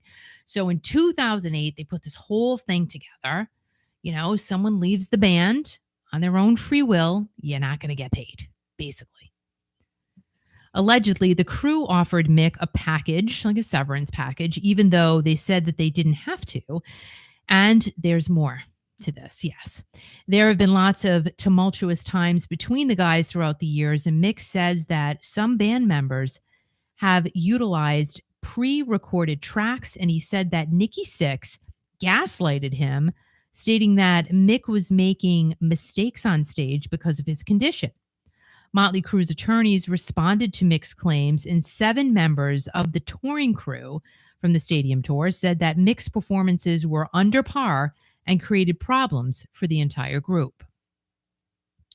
Mick did not take the compensation package that was offered, filed his lawsuit, and clearly the crew is totally bummed out. Totally bummed. And Nikki posted the following. Sad day for us, and we don't deserve this considering how many years we've been propping him up. Sorry about that. We still wish him the best and hope he finds lawyers and managers who aren't damaging him. We love you, Mick. So to me, clearly, that's just a sign of hurt and pain from that post. Terrible. Well, I mean, again, we don't know the whole story. We don't. I mean, we can take this. I mean, there's really not a lot of information. I mean, I didn't read the lawsuit. I think is out there, but I didn't read it, and I don't know how to read these things. Well, let me just read you something that Commoner Peace said today. And I don't mind. Oh, there's some big old thing going on with that. Let me read you something here, and there's a reason why I'm reading. Okay. So Commoner Peace put on his Facebook today. They did this whole thing, the lawsuit. He says, I was called a liar and a washed-up drummer by Nikki Sixx. This tells it all. And then a comment on his Facebook page, let me scroll down here, by a guy by the name of Kurt Andrews from Connecticut, says, the truth always comes out. I would not pay to see the crew. The guy says, Kurt Andrews, the crew has been sucked for 20 years. So again, I don't understand what's going on, but it's a shame that, again, it's lawsuits and stuff like this. If the guy can't perform and whatever, and he feels this is drama, right? And again, it makes me want to take Motley Crue off the air. I'm not going to do it, but again, no, you're not going to do it. I did take a few songs out, but it pisses me off when people like. But again, it's life. I mean, this is how they made their living, and the guy, and whatever, Graham says, "Why does everyone have to engage in such drama?" It's true, right. but here's the thing. But it's put out there, right. like Ace Frehley just put out this whole thing. Oh my God. Paul Stanley doesn't apologize. He's going to release this whole big thing. And I guess Paul Stanley called him. I have no idea what Paul Stanley said, but in Carmine Apiece, I guess Nikki Sixx and him were going at it, and Mick wanted Carmine to go into Motley Crue, and it's right. It's like a whole big mess. I know. And I just, but I don't know. It doesn't feel the same as what happened with Journey. It's just a little different. I think I'm a little more invested in Journey. That's why. Yeah. Well, I understand that, but again, a very low supporter of Kiki. Kurt said he would, but again, I understand all this, but the drama is, oh my God, just take it behind closed doors. People just shut up, But again, when you put it out in the public like that, it's going to be talked about. I mean, I love the song "Kickstart My Heart or Fart" or whatever the hell it's called, and I love that song. But I want to continue playing it. But I just like when I hear this, I mean, just like, oh my God, you people. I mean, people getting older, and I mean, whatever. I mean, the guy has some problems. He has the same problems that I have in Karol G. He has arthritis, right? Yeah. No, his is bad though. His is not your typical. Well, mine will like, get my hands cramped up. Like his is bad. His is really. But I know when I'm doing things, and my hands cramp up. How do I look? They do, but I look like Lurch from the Addams Family, don't I? Like I'll show you my hand and go. No, Mick's really got. He's got issues. He's had a hard time with it. So yeah, but you know what? Just get over yourself. Here's the thing, right? It's who's had issues, Nick? No, I didn't say that. Who has that? I don't know. You messed me up. I messed you up. What I'm saying is that I don't even know. I forget. You like messed me up. I don't know. I don't like when you make fun of me. I'm not making fun of you. I'm not making fun of you at all. All I know is that we got to drive home soon because I got a big day tomorrow. So I know. I think I know what I'm gonna wear, but I'm not sure. I don't know. I was going to wear a Rolling Stones tie, but I don't know if I'm going to wear that. No, you're not going to wear that. I know. I got a Rolling Stones tie at the thrift shop the other night. Right. And she showed it to me. Let me tell you why. It's really cute. But it's not a Rolling Stones tie. It's the Rolling Stones tongues all over it. But it's called like the Rolling Tongue. And it's It's trademarked by the Rolling Stones. I don't know. I More thought in it was 25 really minutes. cool. Yeah, it's a great tie. I was going to wear it to the Dionne Warwick show tomorrow night. You're not wearing that. But the more I thought of It's it, not wearing the that. Dionne Warwick story, I just say, what the hell are you wearing that You should wear a for? Dionne Warwick tie. What the hell does Dionne Warwick tie look like? I can't believe it. She said, wait. What? So before we go, tell everybody. So Al went on a quest. I said, go buy What? some jeans because he. Oh my God! How do you rip a pair of Levi's jeans? I don't know, but Al does all the time. Because He's like a baby. No, Every no, 6 months, I have to buy him new jeans. No. Yes. Yes. So I said, go to JCPenney because it's the only place that sells Levi's really. Yeah. Al, Yes. Go ahead. stop that. No, it's fine. Because So I sent him there. Yeah. And he's like, oh, should jeans be $79? I'm like, no. Well, let me tell you my No. let me tell you my episode. So I went to JCPenney, which is an outlet here in Rhode Island. So, and you do what your wife tells you to do. She told me to get a haircut yesterday, which I did. I went to the ballpark. It was great, whatever. And so I do what I tell you to. So get pairs because I have 2 pairs of jeans that I wore. I got like holes in the knees. I know it's kind of fashionable, but it's not fashionable anymore. No. So I went on this quest to JCPenney yesterday. And I'm looking at jeans, and I'm looking like, so I call Kiki up. I says, now, do I take a straight fit, a regular fit, or do I take a relaxed fit? Boot cut. And she says, you don't take a relaxed fit because you have no ass left. And I says, okay, whatever. So I'm trying these jeans on. Regular fit. It's a regular fit. But some straights don't fit me right. Regulars don't fit me. So anyway, I get something that fits me. Okay, whatever. And I'm talking to, I just start talking to people because there's nothing else to do. So I go to the fitting. I got yelled at when I went to the fitting room, by the way. This guy came out, he didn't speak English, but whatever. And he didn't tell me that. No, but he had a suit on or whatever. He says, that's my room. I says, okay, fine, dude. You look nice. Nice shoes. I'm not going to go in here. He says, it's my stuff. And I says, listen, I'm not going to go in and put your underwear on, dude. I'm going to go down the other stall down the road, down here. So I try this pair of jeans on, and I'm a stupid idiot when it goes to buying clothes or whatever. I go in there with 1 pair of jeans. Instead of coming with 2 or 3 pairs, I go with 1 pair. So that pair doesn't fit me right. It doesn't look right on me or whatever. So I have to go back and I get another one. So to make a long story short, I get the pair of jeans. So I go to a guy, and a guy who works there, and I forget what his name was, but he looked official because his name is Ron. Whatever. Ron. So he had like a thing. I said, are these jeans really $79.80?